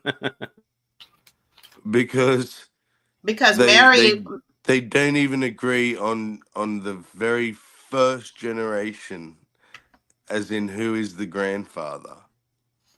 So Mary is the cousin of Joseph. She's actually his first cousin. So that would make sense that him and her wouldn't hook up and have a baby, because if he sleeps with his first cousin, the chances of the baby coming out deformed are high.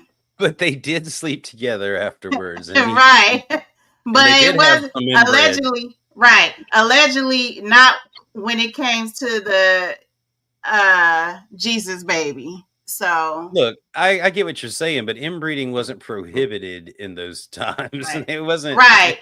But they didn't know that inbreeding caused genetic defects. And now, like when they study, God would have. Yeah, God would have, which is why there was probably some intervention there. Well, I don't know. Abraham married his sister and his half sister. And but if you look at like when the stories of how they Egypt has allowed geneticists to study like Tutankhamun and the pharaoh's lineage, they found a lot of genetic mutations because of inbreeding.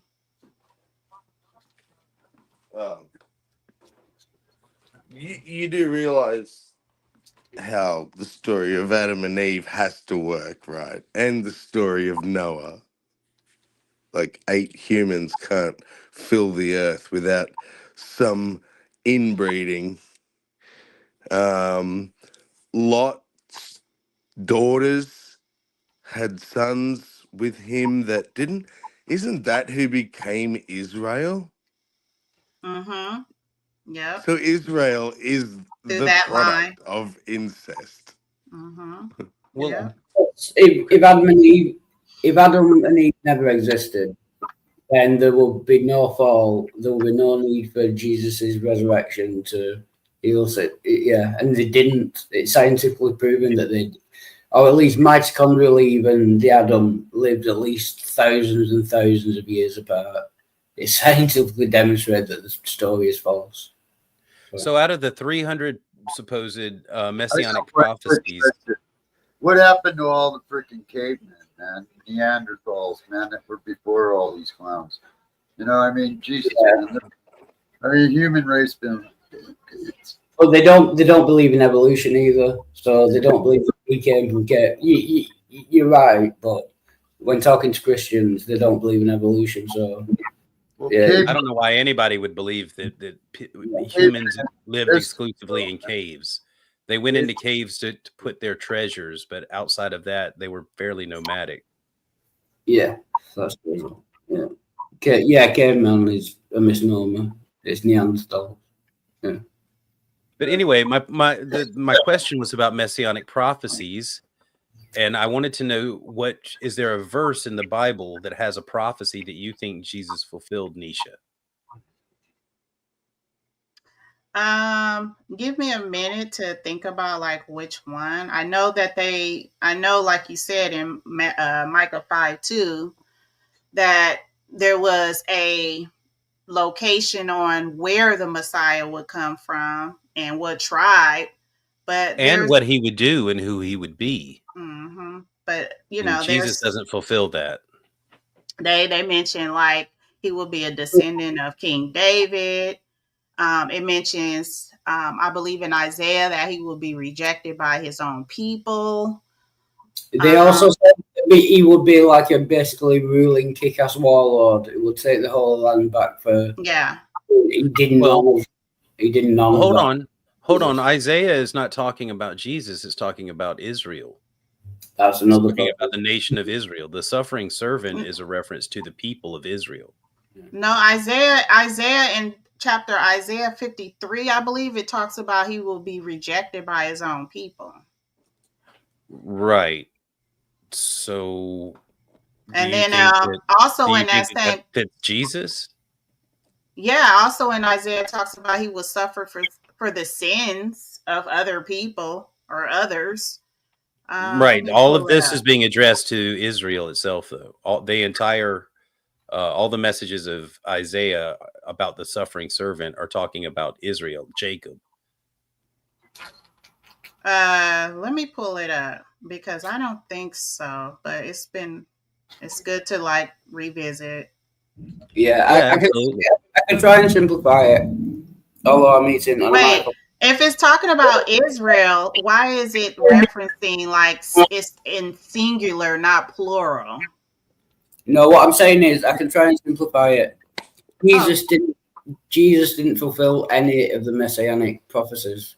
Okay. Yeah, but her question is about the singularity of the name Jacob or Israel. All right. No, the suffering servant. Right, and that is Jacob or Israel. Okay, because that is what the entire people group is called, Israel, which is the name that's given to Jacob. Wellhart, pull up Isaiah 53.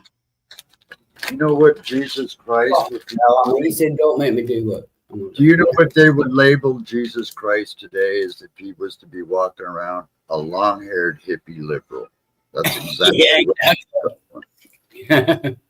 But you just ironic with Jill. Jill worships, a hippie liberal. That's one. Yep. That's exactly what they would call him.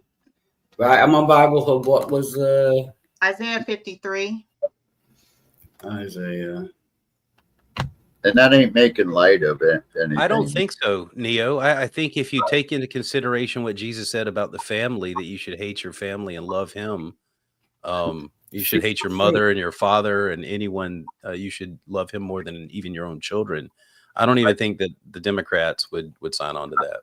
I can name a dozen freaking people that look like Jesus Christ, and they do that. No, exactly what I would say. They would go, that motherfucker, the long-haired hippie, probably a Biden supporter, probably voted for Biden. Yeah. There's a Mexican guy whose name is Jesus. He lives on the street. I got some legitimate outrage for all of you. How come nobody's raising a stink over this one? You know what America just did yesterday? They tanked in a whole shitload of all pure white South Africans in the United States, giving them free houses, free cars, and free money. Now, you don't see anything like that being freaking racist? I think that you're being upset over 54 white people, and they're not your favorite kind of. They're not your favorite kind of refugee, are they? You're freaking got people coming in trying to freaking. Oh man, give me a break! United States citizens, give me a break. The whole freaking MAGA. Oh, we hate the freaking immigrants. They're coming in our country and getting free housing and free this and free that. Get them all out of here. You know, I thought we wasn't going to talk about this. Before we get onto American politics, which I don't give a shit about, and before we the point, can we? Yeah, you know, we're getting an Obama phone. Share screen. Yeah. Right. So Isaiah 53. Go on, Nisha. I'm Ethan. Thank you for bringing me back to earth, ma'am. I love you. Oh, you want? Yeah. You can get people get triggered. Neil, I wasn't having to go at you. It's just I don't like when share screens up because my beautiful face isn't on camera as much. So I want to get rid of this. Basically. Can you make it smaller so we can see more of it, of the content? Or I don't know. He was wounded for our transgression. So Will, where is it? Where is the Jacob being wounded for our transgressions? Where is Jacob? He wrestled with God. He wrestled with God and had his hip thrown out. No, you're jumping to somewhere else. Where in here does it tell you that this is Israel or Jacob and not speaking about Jesus? Well, Jesus wasn't even a concept at this point. And Isaiah is a prophet of Israel speaking from God to Israel, talking about Israel as Jacob, you know, the root out of dry ground, out of Abraham. Okay. So Okay. in some translations in verse 5, it says, but he was pierced for our transgressions. So here it says wounded. And so he was oppressed and he was afflicted, yet he opened not his mouth. This is Okay. talking about It's Jesus, talking about Messiah. Israel. No, it's talking about Israel being taken into captivity, and slaves, they pierce their nose with I guess it's called an awl, and that's a mark of slavery or captivity. And can I just interrupt again? Welcome your I can never say that fucking. Okay. Eli, good to see you. And with prophecy, why is it so vague? Why didn't it say Jesus, the son of Joseph and Mary, or God and Mary, will be crucified? He will be poked in the side. Why is it so vague? It's not a very good prophecy. So, I could make it a better prophecy. I just have done. Why am I better than God? I don't know. I don't know. That's pretty freaking wonderful. But verse 8, he was taken from prison and from judgment, and who shall declare his generation? For he was cut off out of the land of the living. For the transgression of my people was he stricken. So I don't know, why are you associating this with a nation and not a prophecy about the Messiah? But because not all the tribes were taken into captivity, just Judah and the northern parts of Israel. So we can agree to disagree that you are looking at this with some weird lens, and I'm looking at this Christ focus. So we can just agree to disagree. I don't know. Maybe you just don't want to admit. Where do you see Jesus? Before you say weird lens, though, that is actually the scholarly position, that it is referring to the nation of Israel. Says who? Cite that. Oh, sorry. And can I just interject again? I'll go and get you 5 scholars right now. Give me 5 minutes. But can I just interject again? You're quoting. Go on, sorry, Sam. Sorry. No, you're okay. You're just quoting doctrine right now. I'm just reading doctrine. So yes. Yeah, I'm reading Thank you. I'm glad we agree. And you're reading it. You're getting something else. I'm getting something else. So I can just as easily say that you're wrong on your interpretation. I'm not interpreting the doctrine. Okay. I'm leaving that to the scholars. No, before I forget, that is exactly my point. You said Will is reading it through. No, Will is reading it through a weird interpretation. And then you say, I'm reading it through the Jesus interpretation. To us, the Jesus interpretation is pretty fucking weird. Do you know what I mean? Yeah, no, I'm saying that this is talking about the Christ. I know, and Sammy said that, and Sammy and Will says, no, this is talking about the nation of Israel. So that's fine. But you're saying theirs is weird and yours is not. Well, like, all right, hold on. Like Jesus himself, I understand why you think that, because Jesus himself stood up in synagogue on Sabbath, grabbed the scroll of Isaiah, read the beginning of Isaiah 51 and said, in your hearing this day, this is fulfilled, and sat down. So he's saying it's about him, but no one believed it was about him because it has nothing to do with him. Including you. Right, because it has nothing to do. Look, the Messiah was supposed to be a king. And even in Micah 5:2, which we referenced earlier, he's supposed to be a ruler. He's supposed to set up a kingdom. Jesus was never a king, not even for a day. No one thought he was a king. And the only time he was called a king was in mockery. Okay, because his prophecy about him being a king didn't come to pass. When he stood up and said, in this day, from Isaiah 61, this prophecy is fulfilled. Okay, so he was giving a false prophecy about himself. Yeah, that is the crown of thorns. They were mocking him when they called him the king. You said you were going to be king and you're going to die not being a king. That's why they gave him the crown of thorns. Well, because he actually was a descendant of the lineage of kings, from Solomon, from David. But this, right, but that doesn't make him a king. He's not a king. They were kings. But you know how cultures in time was. It was always the lineage of blood. But by then, okay, well, I come from the descendants of kings, and probably from King David somewhere down the line. So technically, I'm the Messiah. So back then, Rome and Caesar or Pilate, Rome was in power at that time. So there could not be anyone claiming that they were king or in. You brought up John the Baptist earlier, and I let this slip past me, but you mentioned that story. And if I look at the Bible, it says that Herod is the tetrarch, which basically just means supervisor. And then also in another gospel, he's called the king. I mean, if I look at these things, they can't be written during the same time because one thinks he was a king and the other knows he was a tetrarch. Well, I don't get into like the titles, because if you look at like Matthew, Mark, Luke, and John, they all say different things about the same incident. It's just different camera views. No, it's not just different camera views, darling. It wasn't even compiled completely as you see it today, or any semblance of that until almost 400 AD. If they were just taking scrolls and not modifying them, putting them together, that would take a weekend. But they didn't do that. They spent 300 years like trying to make the stories make sense. And they had to add gospels and create gospels and add verses and add in citations to prophecies that Jesus didn't even fulfill. That's why it took so long to release it. That's my opinion. No, it's okay. I'm not here to argue, or nor do I have let me just say this, nor do I have the desire to convince anyone of anything.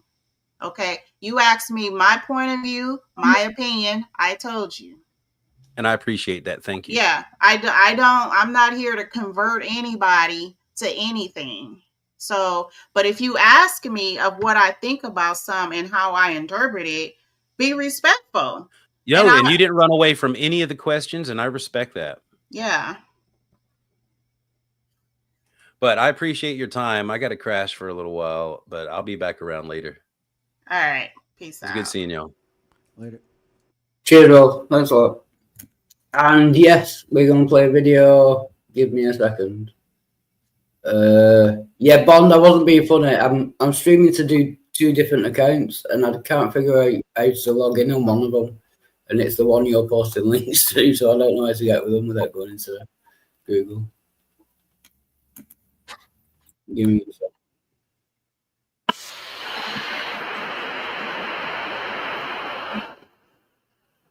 I've seen Peter, by the way.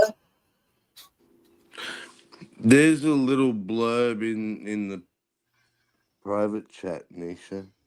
See, I think the main difference is biblical scholars and secular Are you scholars. at least 18 and are you a believer? All right, man. Look, I'm a believer, but I'll be 18 in like a few months. So does it really count? Like, you should have lied. You really should have lied, Truth Seeker. Come on, man. Like, come on. Let's be real. Come on. Well, listen, you're on YouTube and not. I know what I'm talking. Well, you're on YouTube and I not. know what I'm talking about. I know what I'm talking about. You're on YouTube and not on TikTok, so I can talk to you being 17. But if you're on TikTok, I absolutely cannot talk to 18-year-olds. They'll get my live banned. But here's the deal, Truth Seeker. I know you probably think you know what you're talking about, but you might want to tread lightly with whatever the conversation is. So the question for tonight is, why would I want to trust the Bible? All right. So, in my opinion, because subjective, but I think you should trust it because historical. What time period? Yeah. Thousands of years before Jesus. Oh, a couple hundred. He's writing approximately. Yeah. Hey, I'll be honest. I didn't really study the dates like that. I'll be honest. I became a Christian like 2 years ago. The context is important. So Isaiah is writing in the chapters you're referring to. He's writing about the release of the captives from the Babylonian captivity because they were taken captive starting in 605 by the Babylonians. That was their first incursion into Israel. And they're now being freed. They were freed in 539 by King Cyrus. And the section of text we're talking about, chapter 40 to chapter 55, is all about them being released from that captivity. And I think that the servant that is referred to in the section of text that you're interested in is actually the nation of Israel. Would you like to hear why that is the case? Yeah. So the prophet tells you. So, for example. Oh, by the way, if anyone has any comments or anything, just shout out and I'll pause it. Yeah, I'm just going between tabs. Example, if you go to Isaiah 41, 8 through 9, he tells you on about 8 or 9 different occasions, says, "But you, Israel, my servant Jacob, whom I've chosen, the offspring of Abraham, my friend," so on and so forth. It says, "I called you from the furthest corners, saying to you that you are my servant." So in Isaiah 41, the servant is Israel. In Isaiah 43:10, he says, "You are my witnesses, says the Lord, and my servant whom I have chosen." So again, the nation of Israel is a servant. And then Isaiah 44, 1 through 2, "Hear now, O Jacob, my servant, and Israel, whom I have chosen." And then he does the same in Isaiah 44:21. "Remember these things, O Jacob and Israel, you are my servant." And then 2 more, Isaiah 45:4 says, "For the sake of my servant Jacob and Israel, my chosen, I call you by your name." And then my favorite is Isaiah 48:20, where he says, "Go out from Babylon, flee from Chaldea, declare this with a shout of joy, proclaim it, send it forth to the ends of the earth, and say, the Lord has redeemed his servant Jacob." So when the prophet tells me over and over again that the servant is Israel, I take him at his word. Mm-hmm.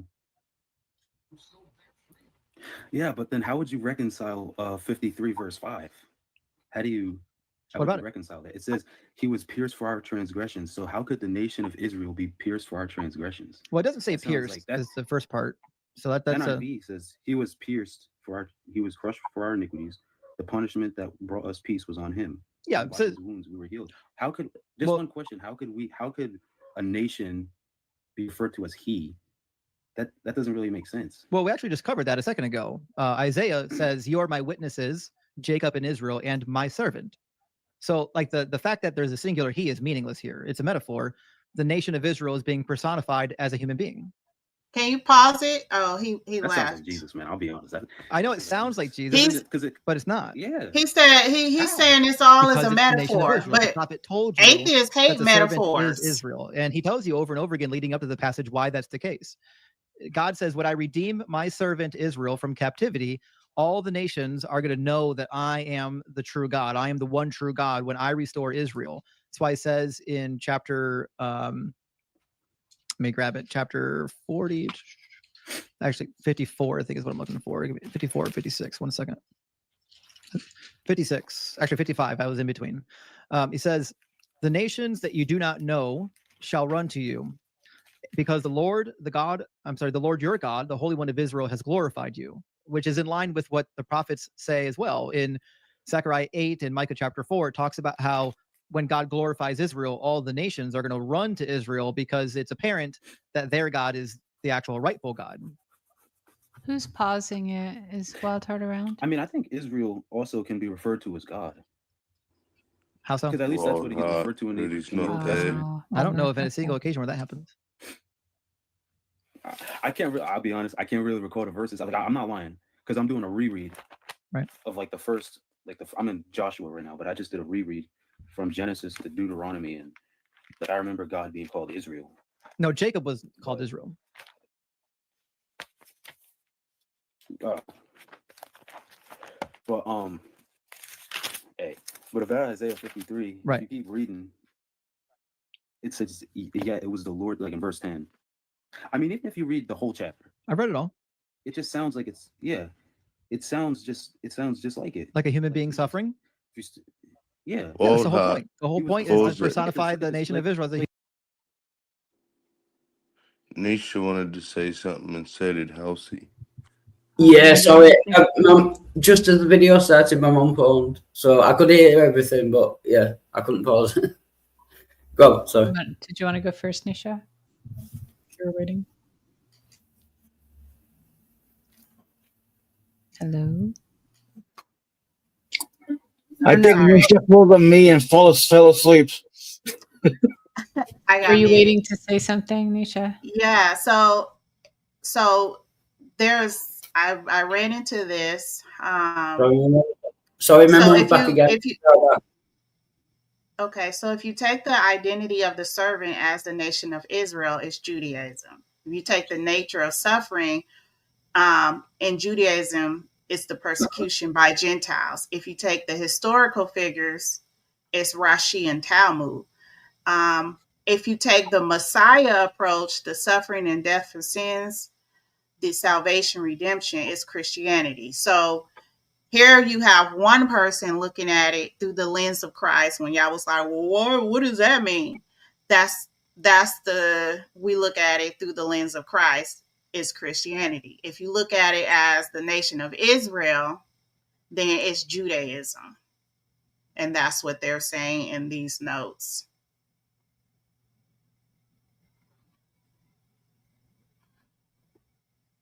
Hello?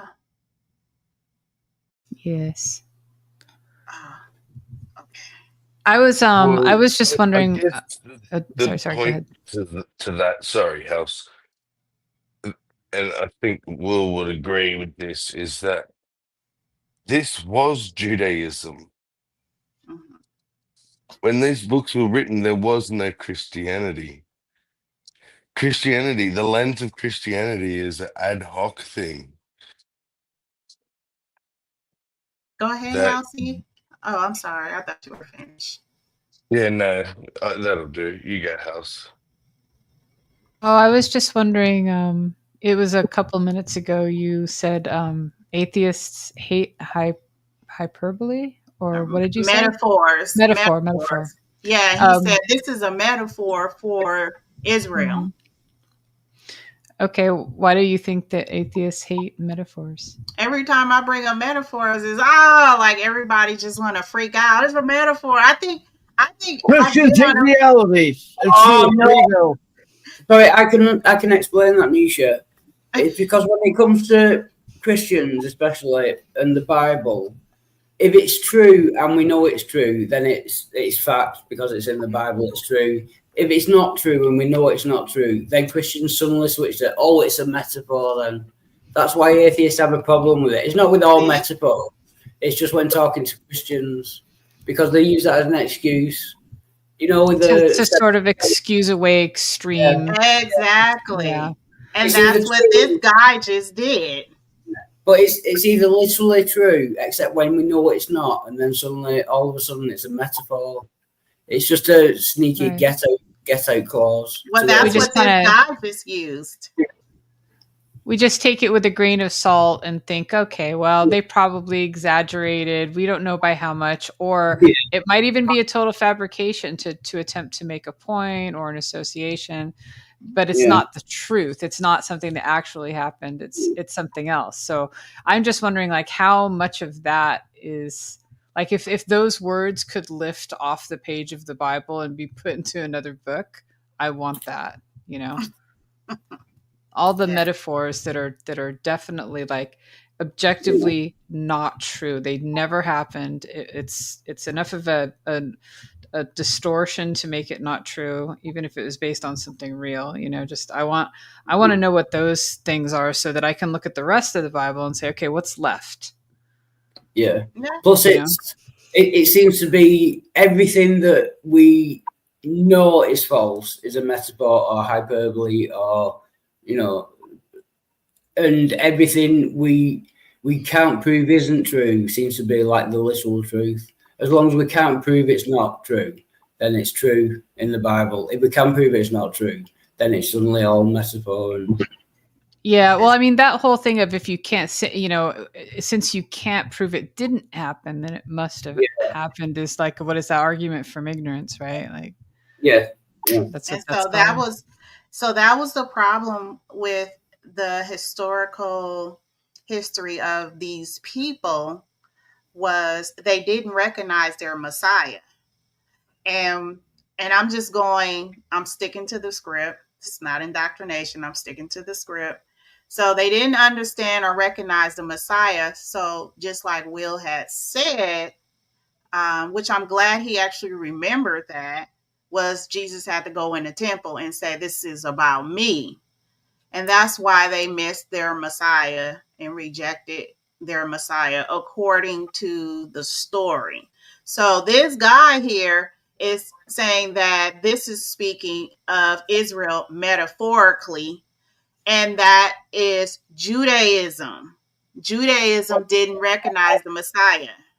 No, I've got another point. With prophecy, you can't say it's metaphor.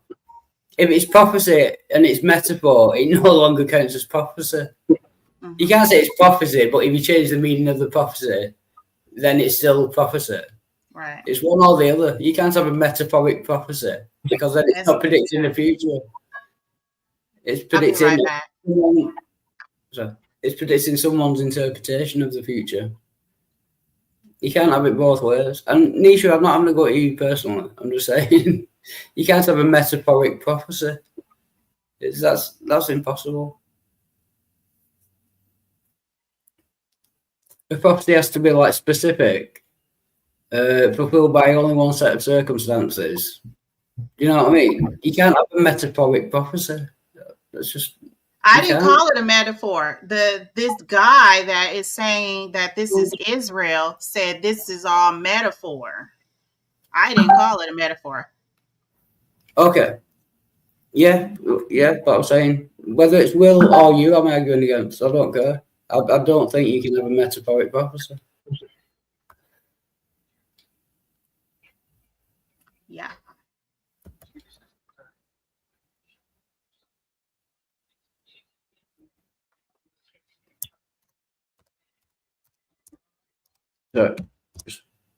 Sorry, I can see with the video.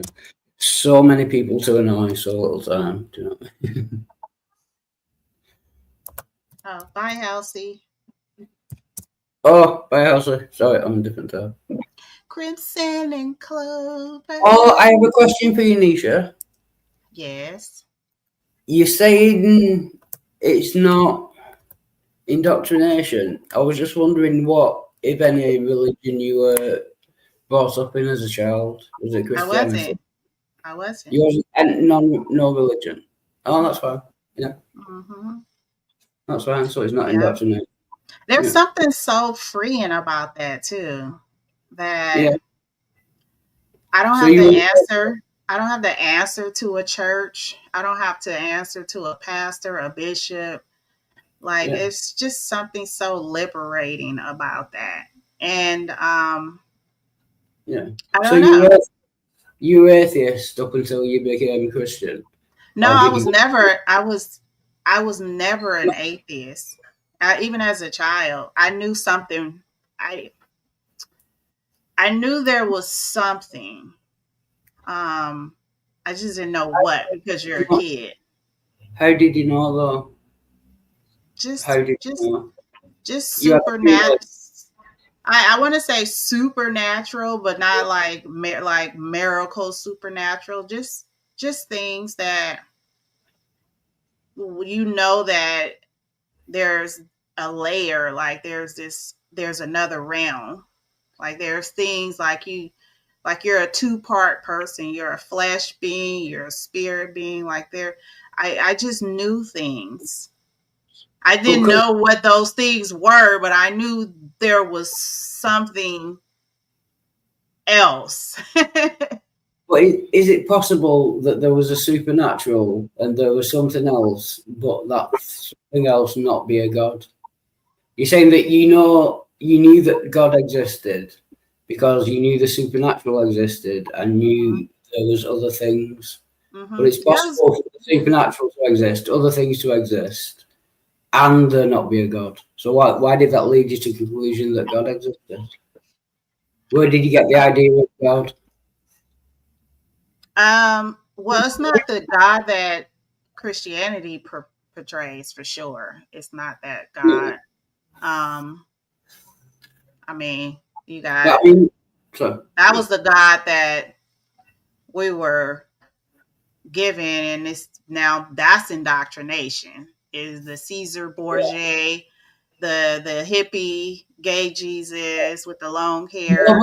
No, that's only the Christian God. Yeah. Lighten up on the long hair. I got long hair.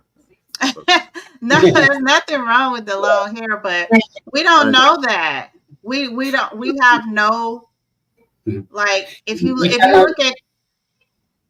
at King Solomon, he tells you like he's black and dark and all these things, and you can't say, oh, that's a metaphor. Like, so we know, like in these No, to get to the metaphors again, what I want to know is, you're saying you knew there was something supernatural. You knew there was something else. Mm-hmm. How did you know it was God someone must have told you what God was. In order for you to know that there was a God, something or someone must have told you that there was a God. I'm just wondering who or what it was. So when you're dealing with atheists or unbelievers who have not had an experience or have not had the call, it's hard to explain that. So I just want to say that I would not like to explain this because it's hard to explain to people that have not been called or don't have the gift. That's fine. Yeah, and I'm not saying I'm better. It's not that. Yeah, No. it's Yeah, if you don't, that's fine. Although you have reminded me of a song, but we'll continue with this video. It's The Smoke Trying to Explain, but I'm not going to sing it. We're going to continue with this video. But thanks, Anisha. I appreciate it. okay. Yeah. Well, I've died 4 times, so Human being even in the even in the first.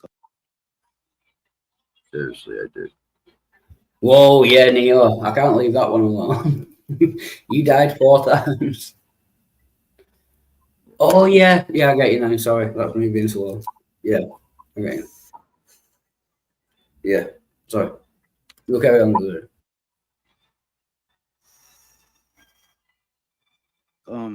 Like in verse 3, it says he was despised and rejected by mankind. Yeah, the nation of Israel. Yeah. A man suffering and I'm aware. familiar with pain. Yeah. Nation being likened to a man. Yeah. That don't really make sense. We just read it. Were you not listening? Familiar with pain. In Isaiah 43:10, he says, "You are my witnesses," which is plural, right? Yeah. Okay. It says, "You are my witnesses," says the Lord, "and my servant whom I have chosen." So he's saying a group of people in the plural is his servant in the singular.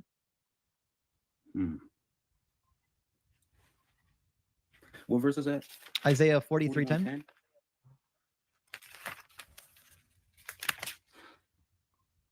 I would also point out while you're reading that real quick is when you interpret Isaiah 53 properly, like it's the nation of Israel, it matches every other prophetic book. Every other prophetic book talks about this. When you interpret it as a human being who's suffering and dying for someone's sins, it contradicts all the other messianic prophecies. Every messianic prophecy says the exact opposite of this.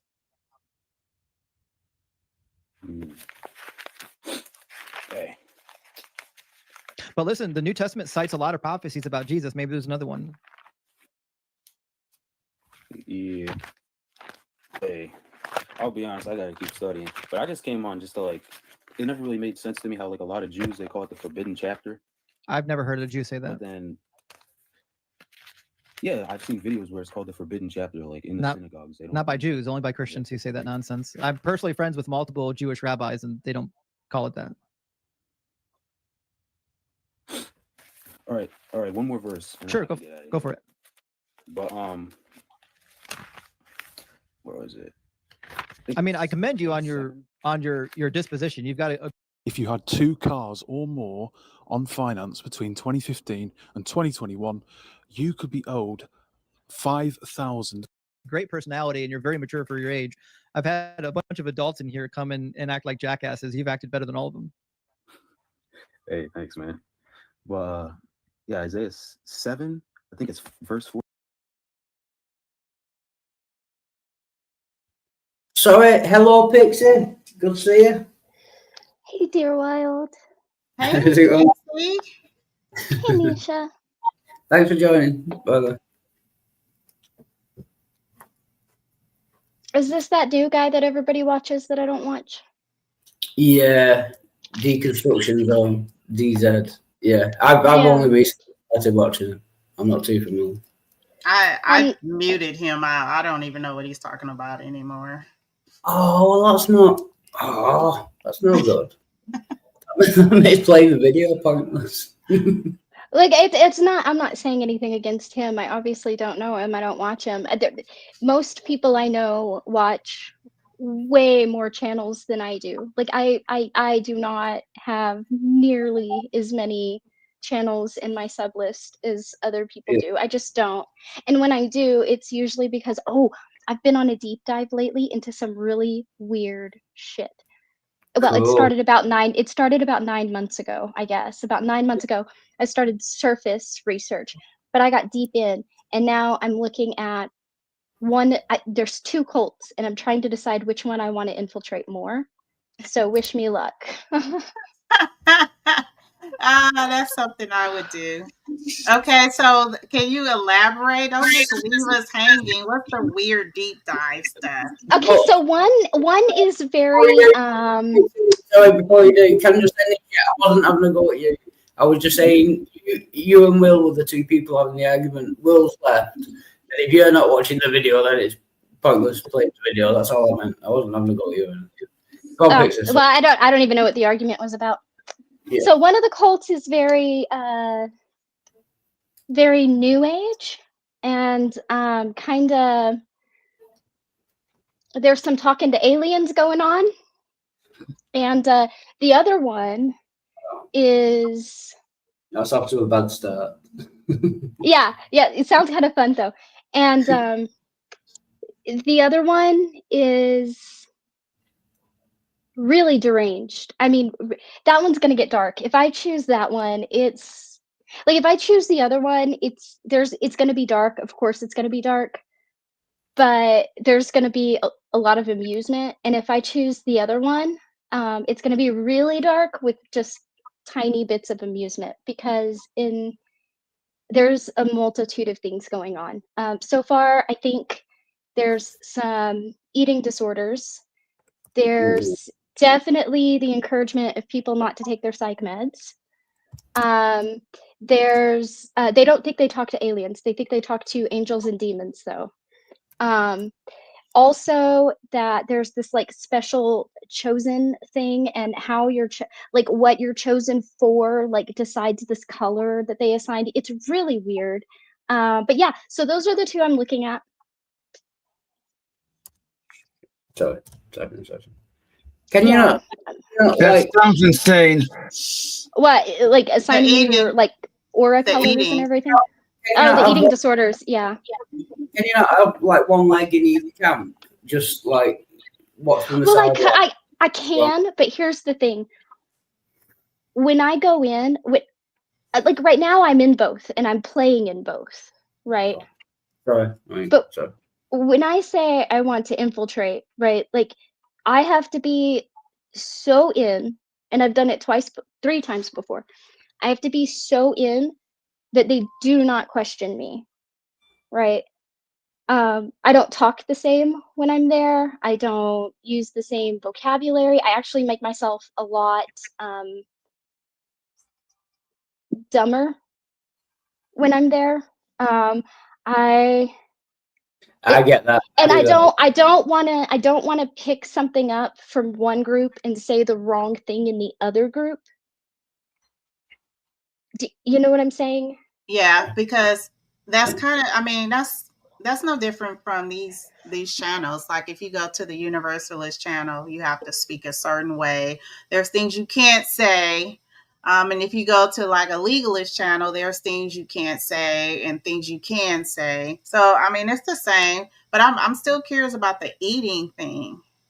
Well, okay, I'll get there in a sec. If one was new age and one was like archaic, I would join both, because there wouldn't be any crossed wires. But when you have 2 different takes on a similar thing, it's real easy to say the wrong place and the wrong thing in the wrong place. And I don't want to do that. But the eating disorders. So I think they took a page from, what was her name? Was her name Gwen Shamblin or something? Do you remember her? Where she was like, you can't be overweight and be walking the right path, because that's like a form of gluttony. And that you're supposed to be healthy and fit, and you're supposed to take care of your temple, and you're supposed to do all of these things. But they took that page, but they've also taken the idea of fasting a little too far. Rather than just like a regular fast, they think that even before and even after your fast, you should have sustained periods of extreme calorie deficit, and that you should never be in a calorie surplus, but you can have calorie stasis, like level off for like one week out of a month or something like that. It gets crazy. Yeah. What is the intent, Pixie? What are you intending to get out of the? You know, it always depends. The first one I infiltrated was research for a book. The second one was also research for some writing. The third one was because I watched two people that I knew really, really well go down a very crazy path. And I just wanted to understand what the hell was happening with these two people that I really looked up to at one point. So I did that one. And now it's a combination of things. I guess a little bit of it is for further research, but mostly Empty Nest is kicking my ass and I'm really fucking bored. And what? Is your daughter that old? Is she gone? Yeah. Well, she's home for the summer, but she just finished her first year of college. Yeah. Oh, wow. And B, I've had a lot of like chaos and turmoil in my life, and I've had to cut somebody out who was like particularly toxic, and that came with a lot of collateral damage, unfortunately. And so I'm just kind of like, why don't we get out of our own head for a bit? And so I guess it's like a combination of those three things. I'm sorry to hear that, Pixie. I'm sorry. See, you never know what people are going through in the background. And that's why I think sometimes we should be kind with our words, Gio, because we never know what's going through people, through people's minds and what they're up against. And Nisha, no, we can leave it there. Yeah. I don't want to start a fight, that's all. I like you both. Just leave it. I'm good though. I'll be good as soon as this bruise that goes halfway up my arm heals. It looks uglier than the bites now. How did you get a bruise?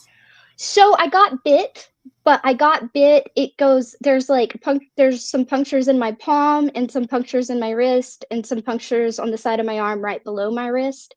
And I guess the way I got bitten and like the pressure, it started ballooning up. We thought I was going to have to go to the ER because it stood like, when it started ballooning up, it swelled, like I had this huge like ball on my wrist that was like 1.5 inches high. It was crazy. And I guess that like dispersed or something, but from my palm to from my palm to halfway up my arm is just a giant bruise.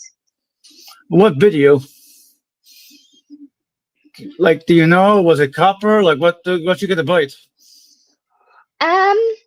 Hold on, I've got to see if ears are listening because I have refused to tell anyone which dog did it. Oh, then never mind. Okay, nobody's listening. All right. Yeah. So the dogs won't understand you. No. Copper and Onyx were about to get into like a huge fight, and she never hurts him, but well, not bad. She has bloodied his ear one time, but he bloodied her leg one time. But not bad, just like a scratch. And nobody was like punctured or anything. Dogs have tougher skin than humans do. Anyway, I didn't know, she had nipped at him. She didn't bite him, but she turned around and nipped in his face. And she's losing her sight and she's old. But anyway, she was going to go nip in his face again. And I got between them and she got my wrist. She didn't mean to. She immediately let go and like laid on the floor and rolled on her back and started whining. She didn't mean, it was clear she did. Yeah, it was clear she didn't mean to, but she got me pretty good. Thanks. Yeah, she was just trying to snap in his face, and I that wasn't right a there. snap, Pixie, if she got your arm pretty good. Well, if I hadn't have been there, it would have been a snap and she wouldn't have reached him. She does this thing where she'll pull her nose back and she'll show her teeth and she'll lick her lips. And if he does not stop, she'll snap in his face, not like bite him. She'll just snap close to his face. She is losing her vision. It was dark in the room, and I did jump in between them mid-lunge. I don't think she intended that, especially because she didn't keep going. She like immediately dropped to the ground, rolled into her submissive stance, and started whining. I see. Yeah. So I don't think she intended to hurt me at all, and it's not too bad. It just looks bad. Yikes. Yeah, I've seen the pictures. It does look bad, but like you say, it's just instinct. You know, when they're already fighting and aggressive, it's not. They weren't attacking you. It was just. Well, it didn't help that I magically appeared in front of her mid-lunge in a dark room. I know she's losing her sight. You know, I mean, the average age for her dog breed is 12 to 15 years, and she's 13 and a half. Love you. Oh. I'm gonna go help Aiden unpack and stuff. That's great. Okay, yeah, have fun. Love you. See you later. Right, let's get this sorted. Gio, yeah, I'll unmod you as soon as I can, but literally I've been to this stream on both YouTube channels and none of your comments are showing up. I will unmod you as soon as I can, but I literally don't know how to do it. And the only option on StreamYard is to ban you from chat, which I don't want to do, or delete all your comments, which I don't want, unless you want me to. If you want me to do either of them, I'll do that. Wait a minute. Because, like, I can see him, so he's not blocked. Yeah, it's just when I go to this stream, none of his, on both channels, none of his comments are showing up. So I can't get 3 dots to unmod him. I just don't know. Well, what you do is you go into your YouTube studio, you go down to settings, you click on that, brings up a thing, you click on the community tab, and it'll show you your blocked individuals. Now in StreamYards, when you block people, you gotta go. He's not blocked. I need to unmod him. Can you do that from YouTube Studio? Let me see. I might be able to unmod him. Let me check. Yeah. Oh yeah, Pixie and other people. You might be. What was it? Managing. So what you do is you go in and you click on the same place where I told you unblock, and it'll have a list of moderators there as well. And then you can just remove him from the moderator list in YouTube Studio. Would that be under settings? Yeah, you go to settings, you go to control panel, down to the settings, you click on that, and you bring up the thing community. Yeah. Mod and blocked. Random moderators. Yeah. Thanks, Neil. That's done it. Right, Gio, I've removed you as a mod. So yeah, sorry about that. And yeah, I'm not against it. Yeah, I don't know. But if you don't want to be a mod, that's fine. And we have a new member to the panel. Welcome, Degenerate Outsider. What's your name again? Cade? The $29.95 technician fee. Yeah, the checks in the post. Yeah, it might take a while. Somewhere in there you said my name, but I wasn't quite paying attention. I was saying goodbye to Super Munchkin. What's up? What did you say my name? No, I was just saying you're probably managing moderator on my channel, but I've got it sorted now. Yeah. Oh, okay. Yeah, it's all sorted. Well, it's okay because I don't use my wrench unless I tell you I'm going to use it first. And I apologise in advance. Jill's in the side chat. I mean, welcome, Jill. Oh, bloody old pal.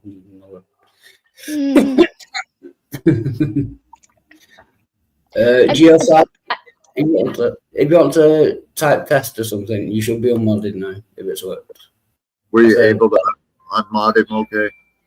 Yeah, from YouTube Studio. Thanks for that, Neil. I think that's right. All right, good. Cheers. It's interesting how banned people still type. Yeah, I don't. You know, they don't really think those things through, do they? Oh no, I've only ever banned one person. It's Dave the News Unit. Everyone else, no one else is blocked. I've banned people for like 24 hours. I'll block them for 24 hours. Well, you know you can ban people in StreamYards as well, right? Yeah. So you won't see them either, and you can I can show you how to unban them if you ever need to. No, yeah, I've got that now. Yeah, I can do that. Big up. Yeah, thanks for that. Yeah, that's worked. Yeah, Gio, it was partly. I just want everyone to be a moderator on my channel except Jill, because it's funny. I would have made you a mod anyway, because you're a friend and I like you. But yeah, I make everyone a mod on my channel so that the only person who's not a mod on my channel is Jill. I don't think there's very many mods on my channel anymore. Well, I mean, there's still quite a few, but not as many as there used to be. I think there's you and Jay and Spooky. Jay Patich. Yeah, he's actually a managing moderator because he came in and he was like, make me a mod so I can post a leak. And I was like, okay, so I made him a mod and he like joked about it. He's like, oh, you just gave me standard mod. And so I was like, so I made him a managing mod and I was like, here you go, Jay, all in a pretty little bow and everything. So, and I just left it there. So he's a managing mod. And then, because I never took it away for some reason. And then I think Spooky is and Bond. I think that's it. Oh, welcome, Matt. That's funny though, yeah. Because I didn't even know that you knew Jay. Oh, okay, I really like Jay. I'm very fond of Jay, and I like Captive Desk too. And both of them, I cannot watch them without smiling because they both laugh a lot. And Jay's laugh is especially contagious. I don't know why. He laughs at me because I'll go to his channel and I'll say hey, and I'll be like, waits for Jay to laugh. Yeah. Plus, that's why the Joker is his avatar. Yeah, because laugh. Yeah. And I've been talking to I'm also fond of Aiden. Aiden, I want to see Aiden and Serb talk because when I first met Aiden, I was like, oh my god, Aiden is like Serb's hyperactive little brother. Yeah. Sorry, I'll try again, Gio. I did it on YouTube. I'll try again, sorry. So now I want to see Aiden and Serb talk. Aiden and Serb. Wow. That will be amazing. Aiden and Serb. It would be. Is Aiden not like Serb's hyperactive little brother? Yeah, but Serb's not. Yeah, Serb's not. I mean, not literally, but just that's how I thought of him. I was like, that's how he comes across. Is like Serb's hyperactive little brother. I would be interested how many words Serb got in, even though he talks more sense. Yeah, I can't imagine him. But mind you, anyone talking to Aiden, they never get, oh, I've done it, at least on one channel.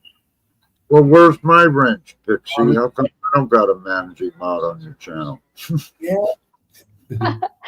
I don't know, because I'm rarely ever live, and like 8 times out of 10 when I am live, it's a book club stream. So I know, I'm just kidding. Don't worry about it. I might go live sometime this week. I was going to this weekend, but I got busy, and then things happened. Yeah, I'm just playing. Gio, I have removed you on Wild Art Resurrected 3. I should now try and remove your mod on Wild Art 4. Switch account. Well, sorry, go on. I'm going to stop streaming. I just switch accounts every 2 fucking minutes to do anything. So what was the topic? Did you have a topic today? I missed the argument, and I don't know if that was the topic or not. Ironically, I actually started the stream to play the intro that Gio Sam had made for me and sent to me, which I'm very grateful for. Nice. Yeah, it's I'll play it. It'll be easy. Let's play it. It's basically Wild Art 4 with the song that I always have. Units.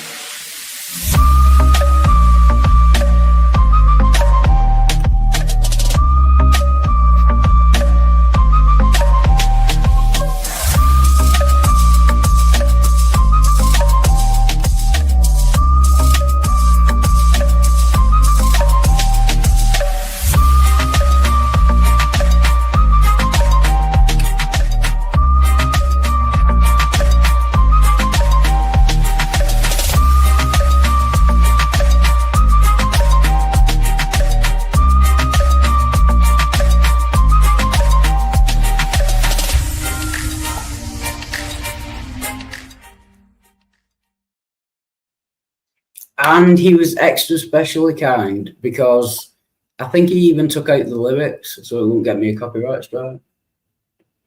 So yeah, I appreciate it. I'll just wait on it. Oh, bye, Sammy. Sorry, I missed that private chat. Fucking So hell. you have 4 channels now?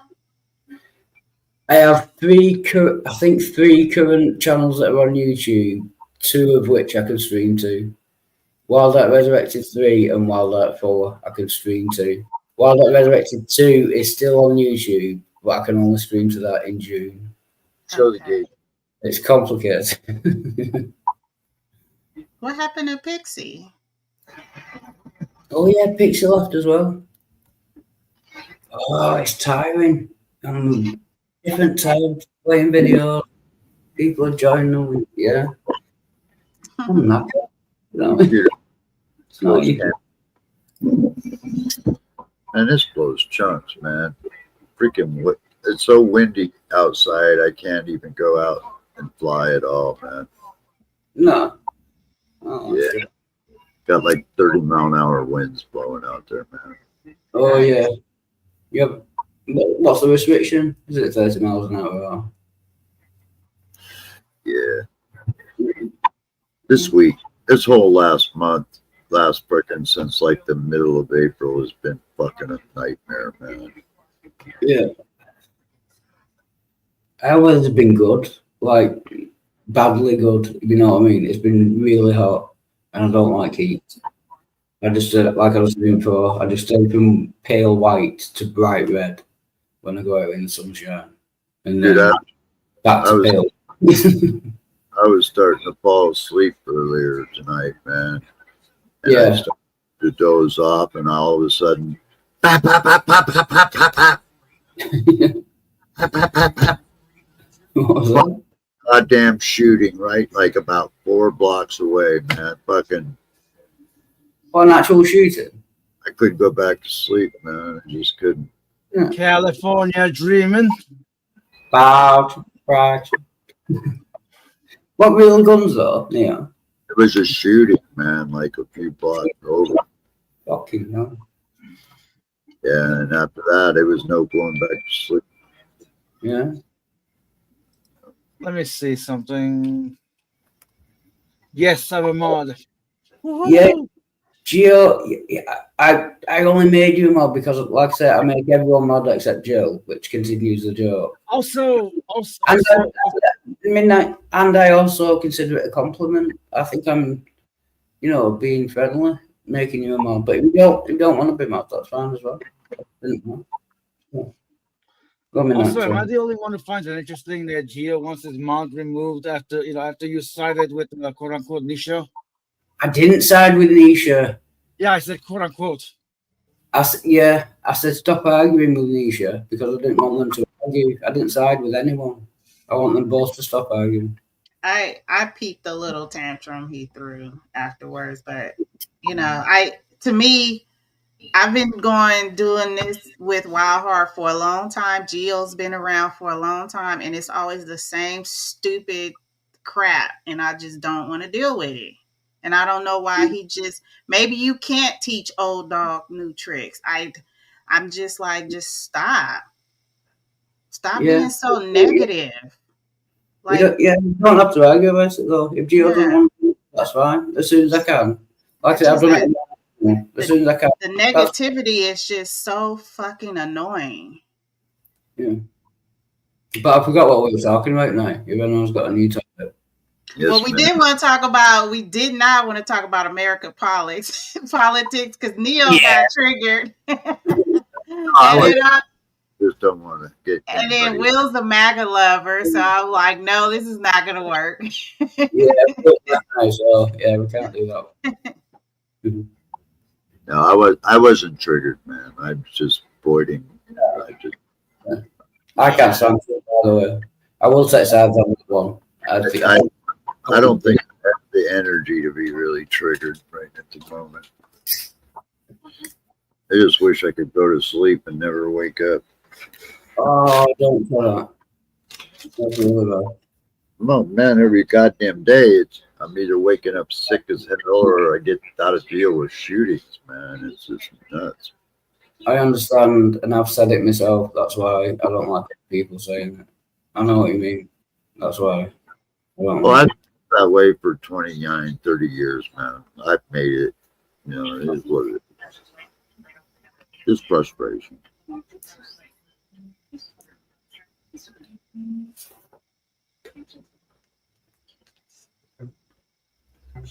And that is why you're an inspiration, and why you should carry on living and spreading your knowledge and experience across the internet, because it helps other people.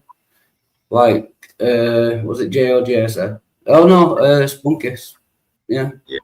Spunky, I love him. He's a good friend. I've known him for a long time. Good guy. He joined specifically to thank you for all the help you've given him. That's the reason to, carry on. I think you guys inspire me more than I inspire you all. Or maybe you inspire us, we inspire you. Either way, it's a good deal. You know what I mean? I want to know what a level is doing in Wild Heart's apartment. Like, what are you doing to require a tool? Every time the spirit level gets more attention than I do. Yeah, I'm like, what are you doing? Every time. No, I used to be plasterer, so I use that at work. That, makes it backwards. That, yeah. I used to be plasterer, so, when you're making the wall straight. Yes. You do drywall and you stick it to the wall, and then you use that to make sure it's level and plumb. Was that it was your uncle or stepdad's business? It was. No, it was just a family friend. I was, I did it for like 15 years. They took me on as an apprentice. That took 5 years. Where I got paid basically F all, like £50 a week. And then I actually made some money. Yeah, but I did it for 15 years. So that's why I use it as a coat hanger now. I just put my coat on it. Wow. And yeah, it would be nice though one day to see you actually play the instruments. Oh yeah. Oh, another thing, I'm going to prehab. Yeah. When is that coming up? No, I'm actually going now. I've been going for like nearly 3 weeks, like every day. Oh, okay. Well, yeah, I told you I like this. Well, I always did like this type of, person that was sober-minded and calm. Yeah, cheers. When I first met you, you used to be a happy drunk, and then it just got bad. It just was like... Yeah, I've seen some of the videos. I don't remember any of it, but I've seen some of the videos. And I apologize. Really? How does that seem? I mean, how do you feel looking at those videos where you're just full crash? Yeah, like embarrassing. Yeah, like really. Oh, fuck! I actually did that. Man, did you take them down? No, they weren't my videos. I've seen them on other channels. People have made clips, and I've seen people playing other videos of me when I was like that. Like I say, I don't remember most of them, but yeah, it is kind of embarrassing and a bit shit. I can help teach you how to play, man. Yeah. Oh, I was going to say, I'm taking my electric guitar into prehab. That's why it came up on Friday, because there's someone in a band. So, yeah, we're going to have lessons. It's in balance. What do you mean? No, I'm going to take my electric guitar into prehab because there's someone there who's in a band. He knows how to play guitar. Yeah, he's going to teach me. Yeah. Cool. Yeah. Get yourself some soft steel. They're like soft silk steel strings, and it'll make it easier on your fingers. Oh yeah. I think Will and someone was PJ. I think was teaching me some chords the other day, and like after just doing it a couple of times, my fingers were like red. You can see the indents of them. So after playing for a long time, you'll build up calluses like right on the very tips of your fingers on your left hand, you know, because you're putting chords down and bar chords and all that shit. So it will, after a while, build up little calluses, you know. Yeah. But it's better if you get like some, they make really nice steel strings for electric guitars, but they're wrapped in silk, right? So they're really soft on your fingers. They're great for when you're learning to play. My brother is actually, because one of the strings, so I don't know whether these are the right ones or not. I'll make myself a screen.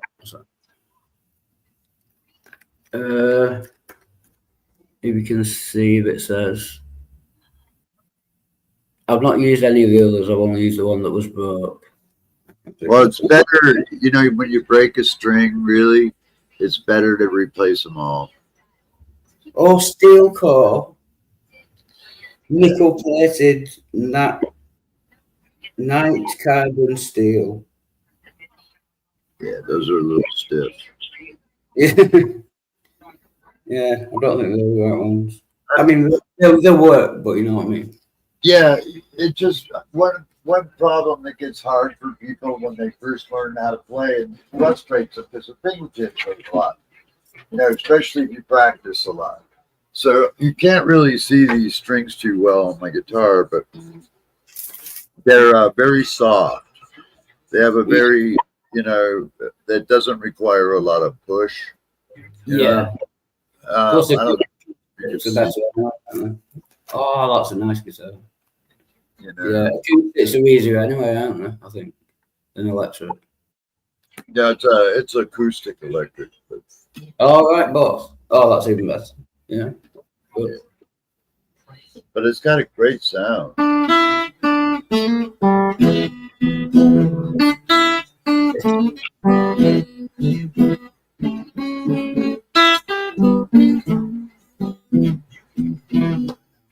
Got a really nice sound. Their strings are soft and they're not, you know, like if you're playing bar chords, it doesn't require a lot of pressure to get the chords.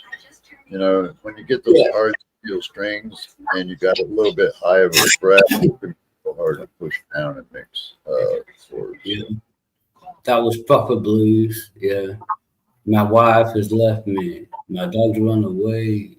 I got my pickup.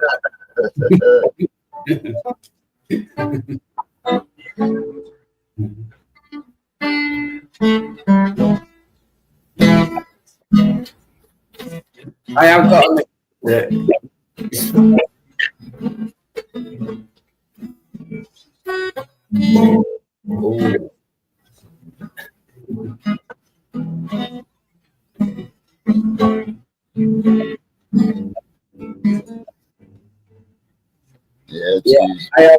I have got an acoustic, but like I said, the top string is broke, and you can see that it's kind of how it's that size.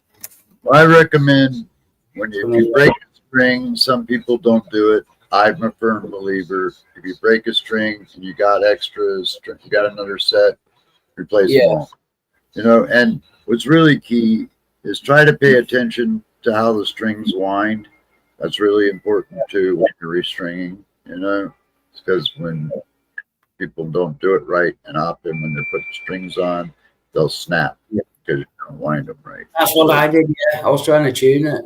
I downloaded one of the maps on the phone and I was trying to tune it when it snapped. Yeah, because I think I'm tone deaf. I'm not sure, but I am a little bit, so I cheat, you know, and I admit it because I'm like a little hard, you know. I've been around loud music my whole life. My ears are pain. But right here, this little control panel right here is an electronic tuner. Oh, that's shit. When I turn it on, right? Let's see. How do I do this fucking thing? Damn it, how do I do that? Wow, that's everything like building. Have it in my freaking hand. Electric acoustic with an automatic tuner. Oh, automatic. No. Right there, it's flashing green. And so when I take the E string and I go, See, it's a little flat, so it's a little out of tune, but it's close. See, because it goes green, so it's just pretty close, you know. And then the next one, see, it's still green. See, so it's there. See, look, it's a little flat, but it's still right, pretty close. So that's the way to do it, man. You know, is like that. But you don't have that built in your guitar, unfortunately. That's one of the bumpers. Yeah, my brother actually tuned it for me, but he the music, but he tuned it for me on Sunday, and I played it on Monday, and everyone said it was out of tune. So I'm distrusting my brother now, because he said he knew about guitars and that, and he tuned it, and it wasn't in tune. Well, there's a video on YouTube. You can type in "tune your guitar," and what you do is you turn all the sound down around you except for your speakers for tuning. Then you take one string at a time, and you can hear it, you know, when you get it. You know, even if you're tone deaf, you'll pick up on that because, you know, you'll hear it. And so when it gets that harmonic lock in your ear, you'll hear it. So then just, you know, do it that way. And it'll help you develop a little bit of learning technique. Yeah. That's cool. I've been playing guitar, sir, since I've been like 6 years old. And I'm like 65, so I've been playing a long time. Wow, that's cool. You're very good, brother. Yeah. And you think I can play, but you want to see who will make you freaking shit your pants? Watch Stumpfish play. That boy can guitar like there's nothing. Yeah. Oh, I'll have to get him to play next time he's on. Yeah. I was going to say as well, yeah, I can only play the beginning to, is it Nothing Else by Metallica? Only because it's just in the strings. Do, do, do, do, and there's no chords involved. You don't have to use your left hand. Yeah. And I can only play the first like 5-10 seconds of it.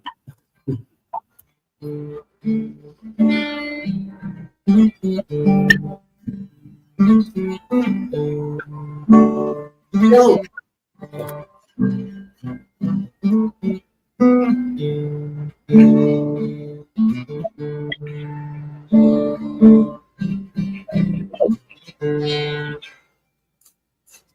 That is cool.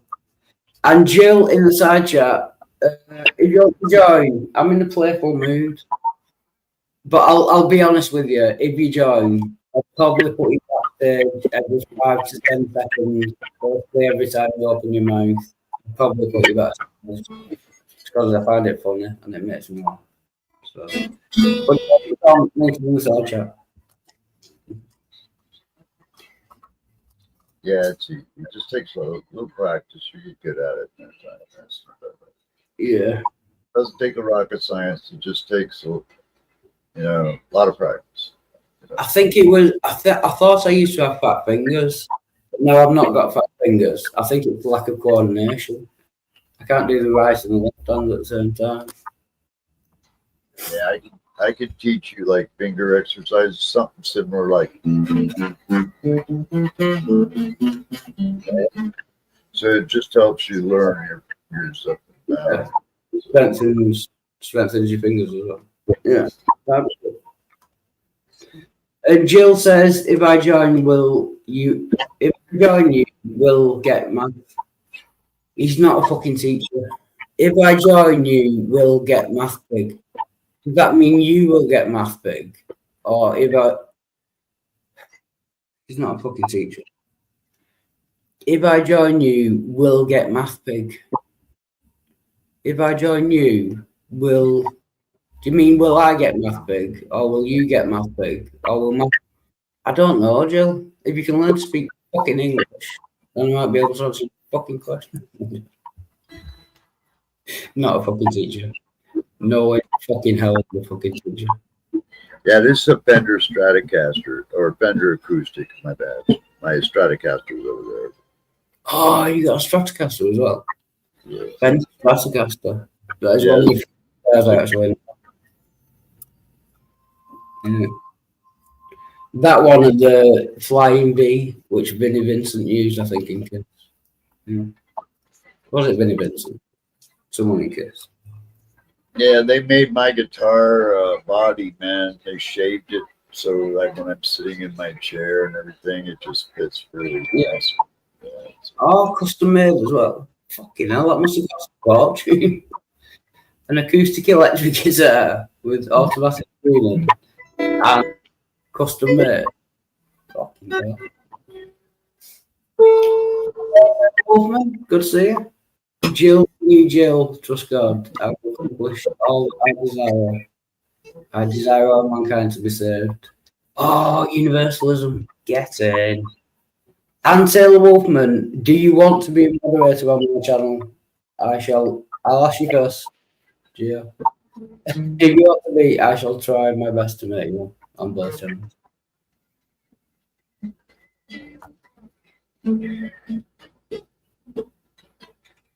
I couldn't understand your gibberish. Right, I'll try again.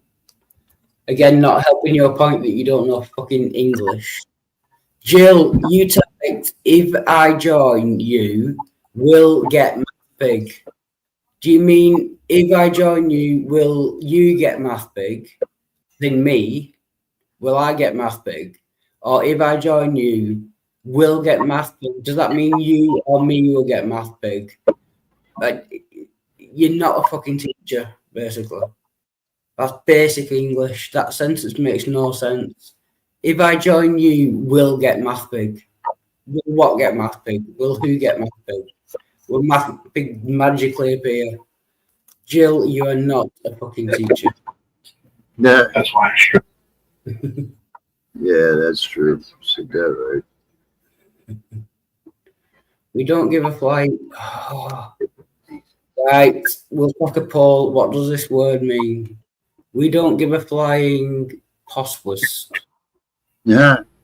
Not a fucking teacher. No way in hell. What the fuck is a posswist? It's not even a posswist. It's a posswist. Okay, I'm back. Sorry, I was man. getting something to snack on. Yeah, sorry, not you, Nisha. I'm just laughing at Jill. Do you know what a posswist is? I don't give a flying posswist. Yeah. Ah, he's corrected it. Oh, sure, I'll be a mod. I shall get right on that. Thank you, Sarah. Right, that's what he meant the first time. If I join, will you get math big? Or if your original report, if I join, will get math big. If I join, will get math big. I didn't. He's not a fucking teacher. Do you know what I mean? Can't be. No, and he follows that up with posswist. Still waiting until you get ladders. Well, me and Math Pig aren't necessarily on speaking terms, but you can join. So I can put you backstage for 5 to 7 seconds. Oh, Yeah, and I can attest to that. Math Pig is not happy with Wild Heart. Which is my own fault, by the way. I'm not having to go at Math Pig. It was me that put it. Yeah. Yeah, we know. And Math Pig, I know he doesn't hate you or is mad at you. He's not mad at you. He's just probably just disappointed more than anything. Yeah. But no, Jill, you can join if you want, but if you want Math Pig to join, you'll have to speak to him. Yeah. You can't blame Wild because he's got a small dick. If No, that's God's fault. Yeah. I may have to disappear again. They said keep the lines open, so I may have to disappear again. But if I disappear real quickly without a word, I'll be right back. Okay? Cool. Were you in a meeting? No. So here's the thing. It's driving me nuts. Every so often, they're like, "Your laptop's too old. You're gonna get a new one." And sometimes I accept, and sometimes I don't accept because I don't like the newer laptop. Does that make sense? Anyway, this time they didn't give me a choice. They were like, "Your laptop's too old. We need you to get a new laptop." And I was like, "Okay." So they sent me a new laptop, and everything was supposed to be good. I was supposed to just be able to sync and go, and I should have been fine. only I haven't been fine, and it's been a nightmare. And we've got everything except one program working, and nobody knows why it's not working, and that is why I have to quote unquote keep my lines open. Okay, yeah. And I'm just adding Taylor as a moderator on Wild Art Resurrected 3. Still haven't worked out how to make you a moderator on Wild Art 4. Sorry. It's annoying.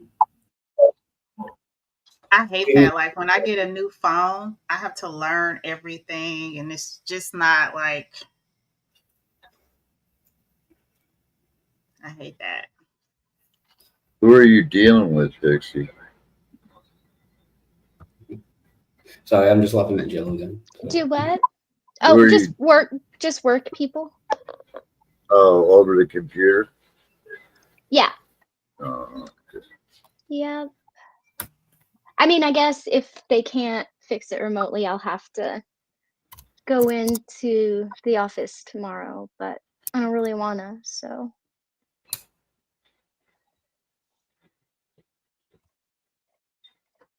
So at POS WHS2, POS WHS2, POS. Right, I'm distracted. S2.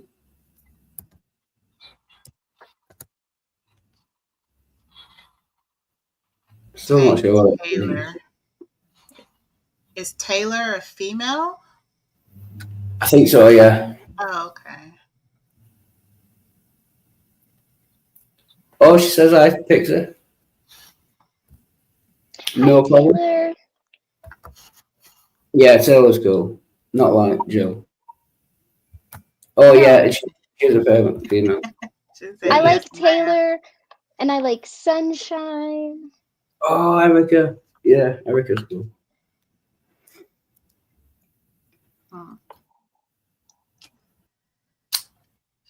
I don't like Oh, Jill.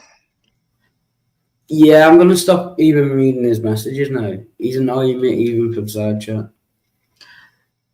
Yeah, Jill. He said he's driving, by the way. That's why he can't drive. But Wait, But he so can you're type? driving and texting? No, he's probably using voice to text, but he still has to read the screen to respond, which makes him an idiot. Jill, I would hate it if you crashed into a tree while watching the stream. You should probably nip off and stop watching. Yeah. Oh I my would- gosh. Wild Heart. Remember I showed you the pictures of the accident? No, did you? Yeah. Oh yeah, So, yeah, remember that? Oh yeah, that's very depressing. so Pixie, me and you are Tesla owners, right? You're a Tesla Yeah. owner still?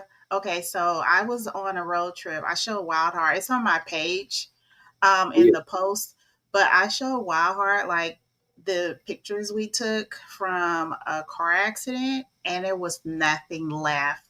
So they had us just parked on Highway 120 for like an hour. But finally, when we got moving, I took some video of it. My window was dirty. My windows was dirty because we've been driving. But there was like a little piece of the back end and the rim, and it was a Tesla. And I said, that's because people were like, well, you know, how did a car get like this? And I'm looking, I'm like, oh my God, it's a freaking Tesla. And there was no recovery of her body. It was nothing left. See, wait, which kind of Tesla, first of all, and second of all, what for real? What happened? Because But can I describe the Model 3 in particular? The Model 3 in particular has a really like high safety score for a reason. People have gone off cliffs in that car and survived. Like fine. And so what in the world happened? And which model was it? Do we know? If I can describe the picture, it was like the base of a car. Everything else was just ashes, and there were no people to be seen. So I presume they were ashes as well. It was really like everything was gone. It was like, yeah. Sorry. I'm a street That is racer. crazy. I'm a street racer here, and I've seen 6 Teslas in serious crashes, and The driver, I know of only one that was killed, but I know all the others were fucked up. And those Teslas came apart like you wouldn't believe. I wonder which. That's why I'm asking which model and which kind. Oh, Because yeah. the upgraded the not the first version, but the second, or was it the second or third version? The second and third version, I think, of the Model 3 are supposed to be ridiculously safe. Now I've had some version of a Model 3 since 2018. Isn't that a four-door coupe? It's not really. It's kind of comparable to like a Honda Civic. It's not really a coupe, but it's not a sedan either. It's a smaller four-door. So I have the newest version of the Model 3, and then we also have the performance model of that same. And like we use FSD all the time, and I've never had a problem. I'm just wondering like what was happening there. Looks like speed, I would guess. So I put driver error. Yeah, and I have a Y. So I don't. It was so unrecognizable. But the back rim. Let me see here. I couldn't. I should have made it a Jiffy. I call it Jiffy, a GIF. But I put the link in there for you, Pixie. Yeah, I won't be able to go for that. But can I say GIF or Jiffy? You're wrong on both counts. It's a GIF. It's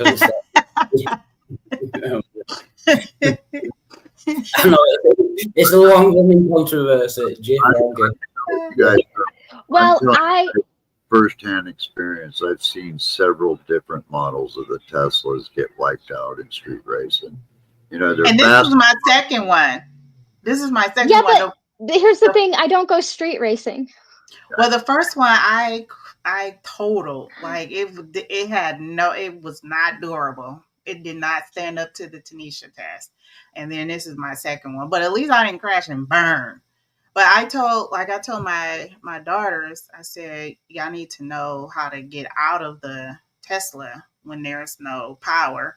Because we had one with the Cybertruck here in Berkeley where 4 teenagers died in the Cybertruck. They burned up. They didn't know how to get out. Yep. Are you serious? There's a separate latch. It's just a separate latch. They didn't know that. When the kids are joyriding and you pick up your friends, that's not a safety thing. You go over and say, you know hey. what? That shows you a generation gap, though, because the first thing my mom reached for every time was that safety latch. And I had to keep telling her, stop it, use the button, because, you know, if you keep using the safety latch over and over, you know how like when you open your door, the window like slightly rolls down, and when you close it, it rolls up. It's to protect the seal in the windows. And if you keep using that safety latch, you'll break that seal. And I have to keep being like, stop. I guess that shows you the generation gap. The younger ones go for the button, and my mom like goes for that safety latch every time. Yeah, so that's another safety issue. My mum was talking about it, and I think this is with all electric cars. Apparently, once you run out of power, they just stop. You can't even push them to the side. So, like, I don't know how it works in America, but on British motorways, like, if you're in the fast lane and it just stops and you can't move it, do you know what I mean? That's a bit of a problem. Well, I guess, first of all, it shows you your charging stations along the way and tells you how long you need to stop where. Right. So if you're out, you're pretty stupid. Second, once you hit 0, you're not actually out. They give you a breaker period there, so that you could get somewhere. Third, you call roadside assist. You do pull over and call roadside assistance because they can come charge you for a fee. Also, if you're in FSD, if you're driving, you should be paying attention to that. That's ridiculous. You have 350-mile range. If you don't know, you need to stop and charge at some point. That's ridiculous. But second of all, hold on. Oh, this is fifth of all. If you're in FSD and the car is driving itself and you were dumb enough not to charge, yes, it would pull itself off to the side of the road. But my question is, I know it's down to stupidity, but my question is, why make it that if you can't even get out and push it to the They don't. That's what I'm saying. Once you hit 0, it's going to tell you and it's going to warn you, but you have a reserve there. Zero isn't true 0. Yeah, but you still might not be in range of the gas station. No, but you're in range to pull off somewhere. Okay, let me explain to Wildheart. So Wildheart, one of the things we do is we put in the destination we're going, and it tells us the battery life when we get to that destination. It's a really cool tool. Yeah. It also will tell us charging stations along the way. So you have no excuse on miscalculating. I know, but there are stupid people. I'm saying, like, whoever was making electric cars, we have the option to, when you totally run out of energy and you can't move, should we make it possible for you to push it into the recovery lane? I've not gotten to that point. Or not push it into the recovery lane. But no, here's the thing. What, like I said, 0 isn't true 0, but your car is flashing at you, warning you as if it is. So if you are not responding by pulling over to the side of the road, you're beyond stupid, and nobody can help you because that was planned for. That's why 0 is not true 0. I agree. Not in a Tesla, at least. I'm going to go at Tesla. I think this. Second of all, how are you going to push something that heavy? Well, let me deal with first, please. You know my memory. Right. What I'm saying is that presumably they had an option. Once it totally went out of gas or electric anywhere, should we make it able to be pushed in any way to move the car? I don't know what you're asking me. Like, okay, let me explain why you're not making sense. One, although there is not a neutral in my Tesla, there is what is called a car wash mode, which is effectively neutral, but I only ever have to use it in the car wash. So if I thought that I had people strong enough to push that vehicle, which is much, much heavier than other vehicles, by the way, much heavier. So if I thought that I had somebody strong enough to do it, I could just put the thing in car wash mode. But second of all, you have to be a blaring idiot for your car to be beeping and screaming and yelling at you, and you're still not pulling over. So again, I think they did take that into account when they didn't make 0 true 0. I agree, but I'm just saying there are people that stupid that exist. I'm pretty sure there are. And you can't help those people. Those people are the people who are gonna die in the middle of the road, even if they have a gas vehicle.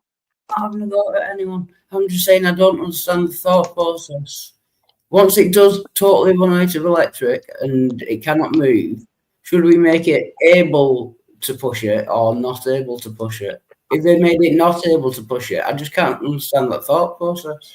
That's like asking me if a guy blows an engine in the middle of the road, should we ban trucks? What the hell was up with that truck designer? Why did he design something that can die in the middle of the road? What are you talking about? I'm saying presumably they had an option. Can we push this car when it's dead, or can we not push the car? They must have done something in order to not make it pushable. People probably think that maybe some electric cars, I don't know, I've only ever had a Tesla. I've driven a Rivian, but I've never owned a Rivian, so I can't tell you about those. I've sat in a Lucid, but again, I've never owned a Lucid, so I can't tell you about those. I can tell you Tesla made certain concessions. A, 0 is not true 0. B, although there is not a neutral, which would probably lead most people to assume that you can't push it because people put their cars in neutral to be pushed, I said I do have a car wash mode, which I use to go through the car wash, which is effectively the same thing. I simply don't have neutral in any other way because I do not need it. So if I was desperate and I thought somebody could push a car much, much heavier than another car its size, I could just put the damn thing in car wash mode. Yeah, that's fine. Given all this comes from my mother, so it might not be actually factually correct in the first place. Do you know what I mean? I'm just saying what I've been told. Yeah, it might not be true. But No, Nisha, it is true. I think it's true because the car is so heavy. I'm gonna look So up you the have- difference between a regular car and a Tesla because a Tesla is so like electric cars are so heavy. Okay. So you're They saying? push it. Oh, let me get this straight. So you're saying it is true that if you talk, so if you are that stupid, I'll give you all the stupid that you would have to be stupid on many counts for it in order to be in that position. But if you are in that position, you would need like a bodybuilder in the back in order to push it. Well, So- from what I guess, I mean, they say it can be easily towed. So hold on. Yeah, but towed is different from pushing. Right, I'm looking though. But Right, I'm gonna look at the difference. I don't know if you can tell what model that is from that picture. This is mine. This is a Y. Yeah. So and then the other link is of the accident. So this is us parked, and the Tesla's in the tree right there. Okay, I'll put it this way: a Honda Civic weighs between 2,800 pounds and 3,200 pounds. Nisha, where's your A Tesla Model 3 is about the same size and weighs 3,800 to 4,000 pounds. It was the first car. Where's your car, Nisha? It Where was is the it? first one. Oh, yeah. I've seen those around. Yeah. And then the other link, the other link shows the. I mean, it's kind That of is bad because awful. yeah. What's that?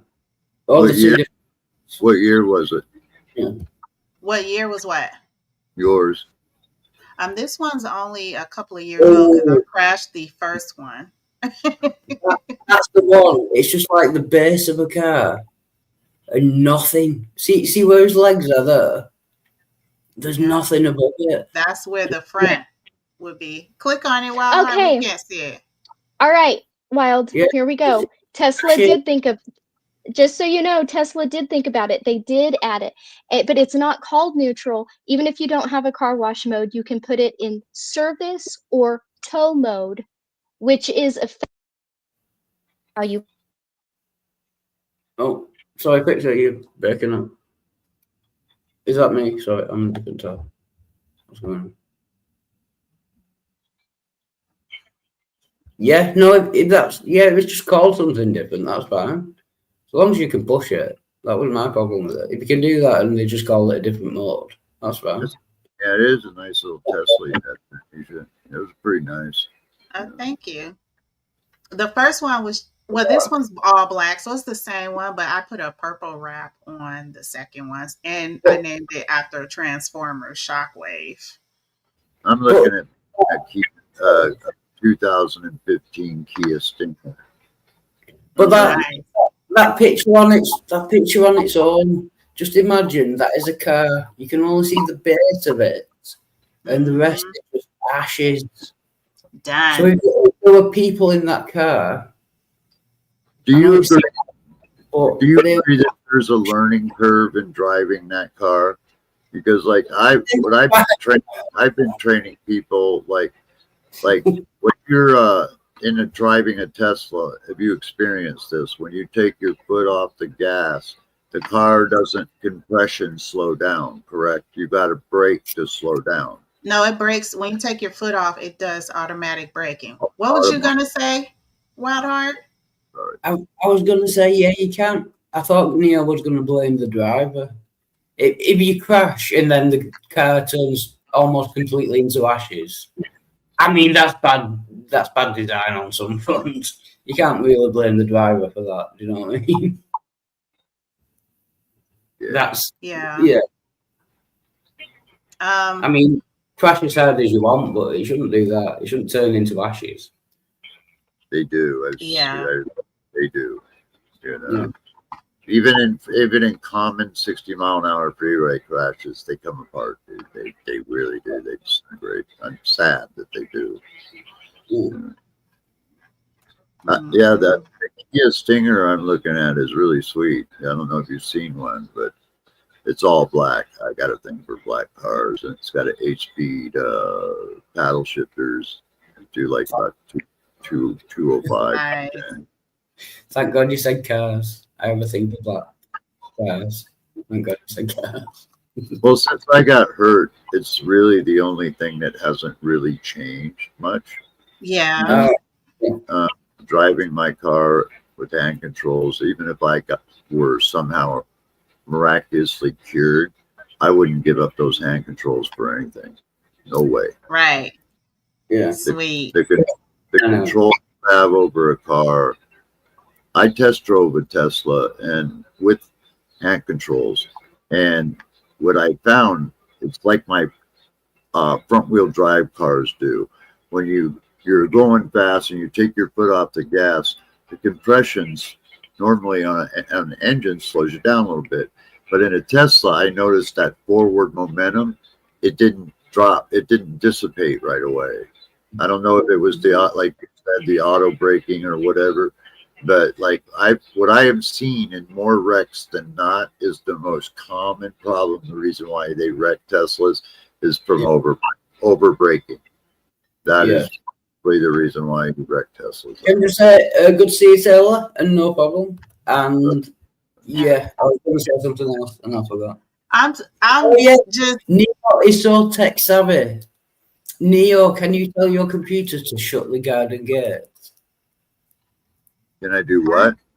Can you tell your computer to shut your garden gate? That is amazing to me. But I monitor it. You don't have to do it now. I'm just saying, do you have the ability? Yeah, pretty much. That is amazing to me. That's like Star Trek. You know what I mean?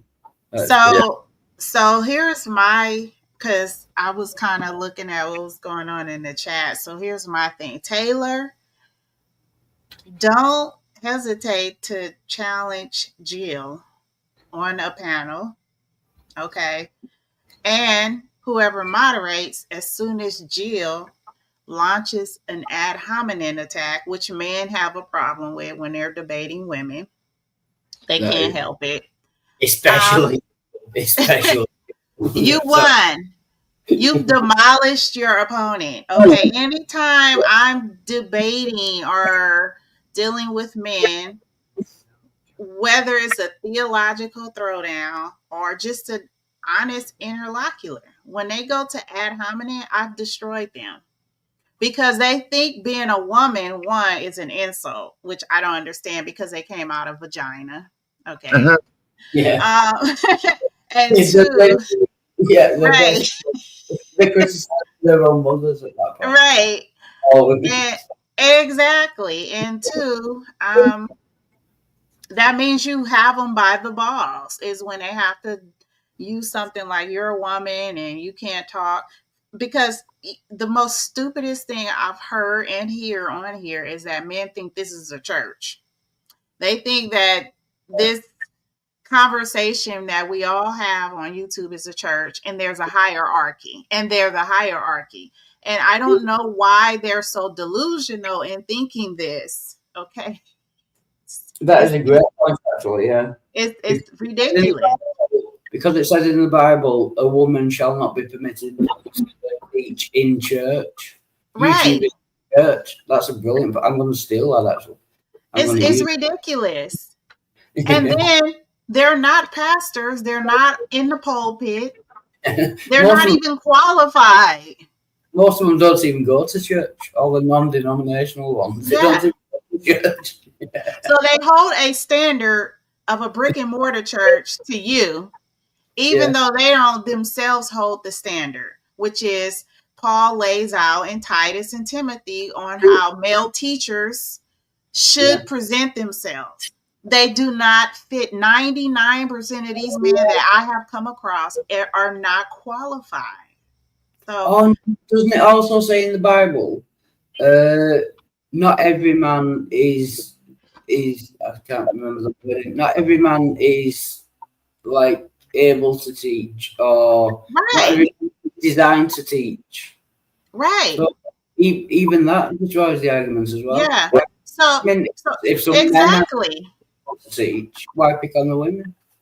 Right. So what they do is they lean on this dumb fallacy that you're a woman, you're not, and it's like, I don't need permission to have a conversation, just like your mom didn't need permission to push you out her vagina. So I don't need the permission. Like, it's so stupid. Yeah. Yeah, Gio, I agree with Gio. It's not an ad hominem to speak. No, it doesn't matter male or female. It's an argument against the person or something about them rather than the argument. So if someone says you can't teach because you're a woman, that's an ad hominem. Mm-hmm. Picking out a characteristic of them rather than addressing the argument. Right. A woman can have a good argument.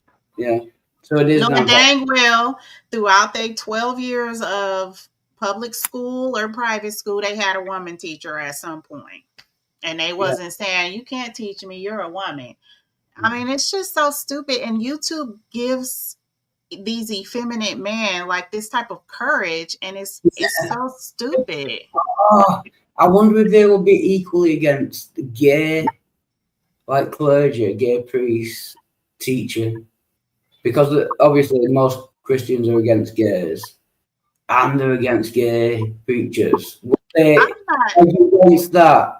If they're a man, would they argue against gay preachers preaching over? Well, of course. Well, they'd just argue against both. But what I said when I was cutting out is Tesla did consider that. They don't have neutral, but effectively to put it in what would be neutral to push it, you would put it in either service or tow setting. Oh, that's fine then. Yeah, as long as it's the same thing, they just renamed it. Yeah, but it's a lot heavier to push too. Oh, Neil, I put the links to my car that I actually race. I put that in the private chat for you. Oh, cool. And I also do the motorcycle thing. Like, there's so many facets to me. What kind of motorcycle do you have? Do you have a trike? I love trikes. A CBR 600. I don't know what it is. I'm not. I used to want a motorcycle, but I can't have like a real one. Oh, because you're tiny, huh? But you can do the 3-wheeler. Oh, the trike. I wanted a motorcycle, but like at this point, if I had a motorcycle, it would just look like a dirt bike. That's a nice job. I like that. I'm just Pixie, I see all those little kids on dirt bikes. You could do it. Yeah. So on the CBR, that is a fucking great bike. Yeah, it's a nice car. I like that. Yeah. So the engine went out, and I had to get a new one. But That's because it's a rotary. It's a rotary engine. Oh, it's Mazda. I actually got in trouble with the police. So that is the car that I high speed tailed out of there with the police in tow. And I didn't get in trouble. Did you do a tailspin? You know when you do a tailspin and then go. Oh, it's in the video. It's in the video on my page. Yeah, on the link I sent you in a private chat, I put it in a GIF of me doing the tailspin. But yeah, I took off on the police to the police station to tell on the police, and I beat it. Well, I'll skip the first one because that looks. Yeah. So any legal troubles or anything that Tanisha has done lawless, it was racing. Okay. That was my vice. Yeah. You know, I knew a girl who got out of a ticket for making a terrible joke. I thought it was great. First of all, what was the terrible joke? I want to know that. Her name. Okay, so she was running really late for work, and she made a U-turn right by a no U-turn sign, and a cop pulled her over, and he was like, "Do you know why I pulled you over?" She's like, "I think so." And he was like, "Well, what do you think it was?" And she was like, "Well, I was running late for work, and everything inside of me was like, you got to turn around. And GPS was like, do a U-turn, do a U-turn. And I was like, I can't do a U-turn. But I looked up, there was a sign and it said, no, U-turn. So I did. I get it. that might actually be legally valid. Do you know what I mean? And so, right. That was a good job. He just started laughing and he was like, at least you weren't crying or anything. He was like, I'm going to let you off with a warning. Yeah. And I thought that was hilarious. Yeah, but Nisha, for some reason, it's not letting me show the other 3 pictures. There's another link in there. Try the other link. Where's this one? Yeah, there's one of me doing the donuts in the street. Oh, you did the donuts. Oh. Yeah, it's in the other link. Right, cool. Oh yeah, we used to do that when we were teenagers. We used to go do like 180s and 360s and like donuts. We used to jump railroad tracks, the kind that make you like catch air. Is this it? No, that's me. That's when I won the Why is it not I won the showing? car show. No, it's the next post. There was 2 links. You're on the one link, but go to the other one and then you'll see me. But I won in 7 spots. This is the second one, but it's not letting me. It'll show the first 3, but it won't show the 4th or the 5th. It's saying there's I don't know. Let's see here. It wasn't a street takeover. You just were doing Brody's what, in the parking lot or something? Oh yeah, I just was being bad. Yeah, that's not it. It's the other one. It's the one that you didn't go to. Where's this one? Yeah. Sorry, it's tricky, you know. Yeah. I mean, I've got so many fucking tabs. So if anybody got any dirt on me, that's the dirt that you want to pull up on Tanisha, is that she's a perpetual traffic violator. That's your dirt on Tanisha. I would class that as a pro, not a cop. You know what I mean? No, not that one. That's a positive. Yeah, no, not that one. When I'm flying down the road at 100, and if I pass by a cop sitting there, I'm not slowing down. No way. Oh, that's all fine. I'm putting my foot down to the depths of hell. I'm getting out of there. Let me see. Oh, let me put. I'm gonna put it in right now. Right now. Hold on. Here we go. That's it. The last one. Yeah. What's it? Yeah. So there. If anybody want to look up my criminal history, that's what you're gonna find. That's me doing stuff like this. Yeah, you're fine. That's nothing. Yeah, you're fine. So scroll to the next one. That's cool, by the way. Yeah. It's, in donut.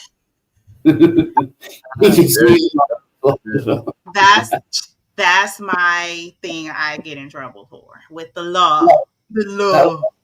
That was actually you in the car doing that. Yeah, because it's a rear wheel drive, so it's easy to fishtail it and spin it because all the power is in the rear. Yeah. Yeah. Mm-hmm. Rear-wheel drive. That's cool. So you can do it with front wheel drive, but you need a little more power. Mm-hmm. Yep. There's your dirt on Tanisha, everybody, that y'all been waiting for. You know what? My Subaru has all-wheel drive. I can't get it to do that. Oh yeah, all wheel. Yeah. Oh man. I always make jokes because when I go to the Sierras to where it snows, it's nothing but Subarus on the road. Like, you guys are your own culture. You know, in the performance model, there's settings where you can like it's made for like stuff like that, like to what do they call it again? When they make the car drifting, to like drift and stuff like that. There's like a setting for like to make the car optimal for things like that. Really? I didn't know that. Yeah. Well, if you got it, Pixie, you should go for it. That I don't. I live a tend to little. drive. I tend to drive the other one. Yeah, live a little, Pixie. I mean, the performance model is fun. Don't get me wrong. That car is fun and it is freaking fast. I thought the Tesla in general was fast, but that performance model, that is because it more goes speed than I plaid, need. right? Yeah, yeah, it's got the plaid badge and everything. It is crazy. But you sacrifice a little bit with it, right? Like not a lot, but I would definitely take the regular one on a road trip because I think mine has like 30 miles better range. You lose a little bit of range in the performance because of the larger wheels and stuff. But also mine like the regular one drives smoother because because the performance is like that's your driver's car, that's your racing car. Like you really feel the road a lot more. I know. I didn't get it because I know that the just the normal one is fast, but to get plaid is just straight plaid rages. It's outrageous. Yeah, I know that. I've only played a lot of computer games with cars, and it's always Subaru or what's the other one, the rally car. Mm-hmm. Yeah. Subaru. Yeah, it's always Subaru or Never actually drove one. Yeah. They're always the best one in rallies. Have you ever drove Wild Heart? Yeah, I've got a driver's license. Yeah. Oh, okay. I drove a Whipstar. Yeah, I just can't afford a car now. With all the insurance and tax and petrol. And, it's crazy. I know. Yeah, I've got a driver's I always license. had a two-door. For the longest time, I had a two-door. I always drove a coupe. Oh, I hate them. Yeah, where you got to push the seat forward. Yeah. In order to get in. But I was small and I'm small enough that all I would have to do is like I didn't even have to lean the seat all the way forward. I would just recline it forward, pop back out there, pick up Super Munchkin, and hop out like it was nothing. Yeah, like it didn't bother me at all. I liked them a lot better because me being a small person, I just had better vision in them. Although I do. But the Tesla Model 3 is the best so far for like short people, is as far as I think. Well, for me, a two-door is what I really need the most, and the reason why is because four doors are smaller doors, where two doors have a wider space, to open the door. So it gives me more room to get in and out with my wheelchair than it would a four-door smaller area. Yeah. Although Mini is one of my favorite cars. You know the Mini Cooper, the British one, which is two-door. Yeah. And what's the other one? Oh, have you seen? Do you know about three-wheelers in America? It's always difficult talking to Americans, trying to work out what you know and don't know. The three-wheeler, Robin Reliant, it was called in the UK. Three-wheel car. Did you have them? Yeah. Oh, you know what I'm talking. Yeah. When you went in your corners, they happen. I've seen them. I've seen them, so I know what you're talking about.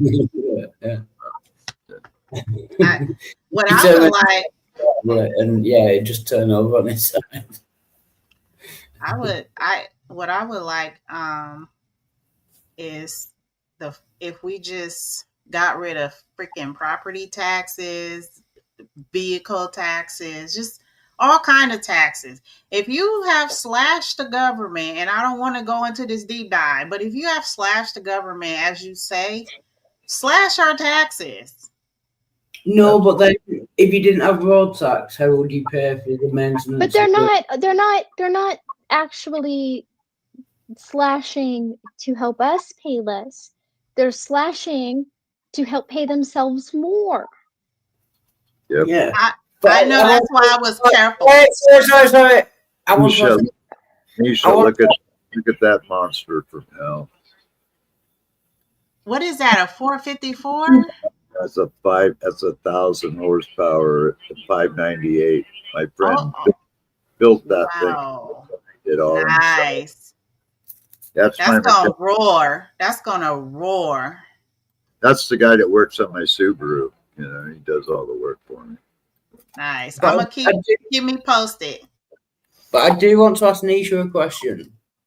If you didn't have road tax, who would pay for the building and upkeep and maintenance of the roads? That's what it's used for. I would agree with you saying don't get rid of road tax as long as you promise never to use roads. Otherwise, no, it's not the road tax. It's not the upkeeping of the community and the cities. It's not that. It's why it's called road tax. It goes to pay. Well, we don't call it. We don't. There's many facets to our taxes. You know that, right? So there's property tax. Yeah. Okay. There's no. We gotta start. You gotta start at the top or the bottom. Okay, so let's start at the top. We've got federal taxes. Yes. No, let's deal with road. I'm very simple. Just let's deal with road tax. Do you have road tax? County taxes, we do. You have more than that. You have county taxes. If you have state income tax, you have that. If not, it's coming out of a portion of your property taxes and a portion of your sales tax. And then, but then you have it on the city and county level, and then you have it on the state level. And then you have at the federal level, part of your taxes is supposed to go for the Department of Public Safety or the Department of Public Transportation, and that also has to do with roads. So again, it's like what we get taxed everywhere. Like I'm saying, we get taxed on a federal level, a state level, a local level. I like to simplify things down to their basic elements. If you don't want to pay property tax, don't own a property. If you don't want to pay road tax, don't own a car and don't use roads. No, that's different. That's different. But we have a fee. We have to register we have a fee where you have to register your car every single year. That is separate from the taxes that go to the road. And the taxes that you pay to go to the road, like you pay some of that in local, like city and county taxes. You pay some of that on the state level with either sales tax or with state income tax, and you also pay part of that on the federal level for the Department of Transportation and Public Safety. So it's not like we're just being taxed once; we're being taxed 4 different times for the same thing on 4 different levels. And what for? And I have another tax. Go ahead, Wildheart. Yeah, that's fine. But if you got rid of all those taxes, would the roads be maintained? Would you be able to? Who's paying some for of that? them. You couldn't get rid of all of them, but you could get rid of some of them. Yeah. I thought it was just that. So. Yeah. So what you guys don't know, because I have a business, I get another tax. It's called assessor tax. They can literally assess me taxes on my shelves, my counters, my POS system. So I gotta pay assessor tax for accessories in my freaking store. And then if you get paid commission instead of like salary, things like that, they'll tax you as an independent contractor. Yeah. Did you just say to pay taxes on the city $100 to rent your house? So if your house, $100 of your rent goes to the city because you have to have a permit. Yeah. We get a lot of taxes. You guys are right. What did you say, Wildheart? Yeah, sorry, I was just coughing. I'm smoking and coughing. Yeah, what I was gonna ask was, I don't know. Karen. Yeah, so and then some of them pay those taxes and they live out in the country where everybody refuses to maintain their roads. So then on top of paying all of the taxes except the city or county tax, right? Because they still pay state, they still pay federal, they pay all that. But because they're in the country, they don't pay city or county. or city tax. And because of that, the city will refuse to go pave their roads. And then the community has to get together and fund it themselves. Right. So you know how many times I've gathered my community to go to speak with the management, city management, to pave roads, because see, I live in a community where the houses are 700 up into 2 million. And I live in the 900,000 bracket. So when we go to the city manager and we say our roads need to be fixed, they better fucking fix it. But it's just too much. It's too much. When I first opened my business in 2007, I remember I got a bill in the mail like 4 months later, and it was an assessor, and he said, you was closed, but I looked in your window and here's the bill. And we didn't know anything about that. We was like, they can tax you on shelves you already paid taxes for. Like, it's just fucking ridiculous. I don't understand. My house is appraised at about $555,000. That's good. We just got new streets and corners and everything. Yeah.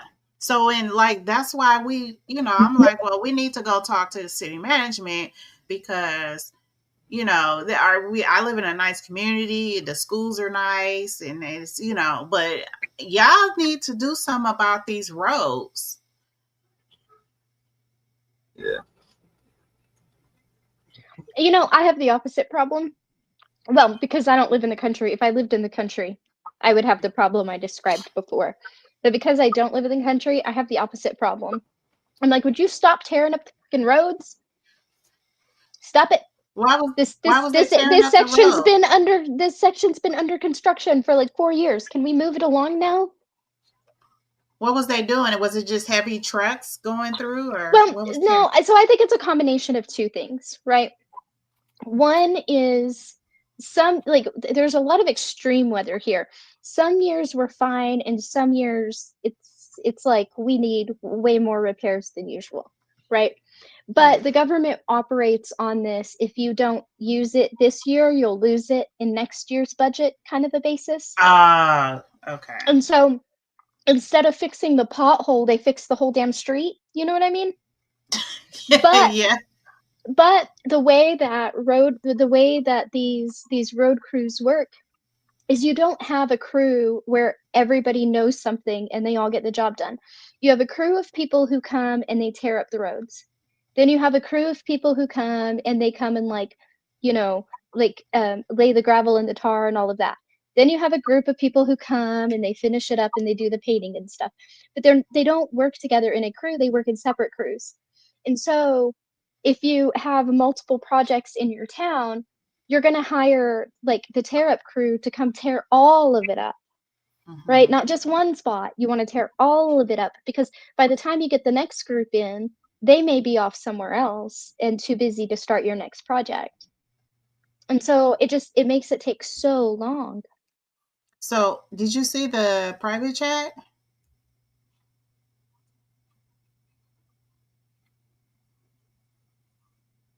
You see it? Yeah, I saw that.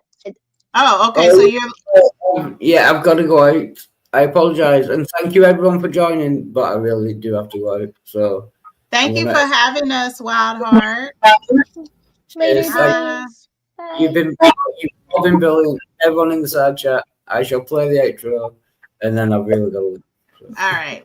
Bye. Thanks, everyone. Cheers.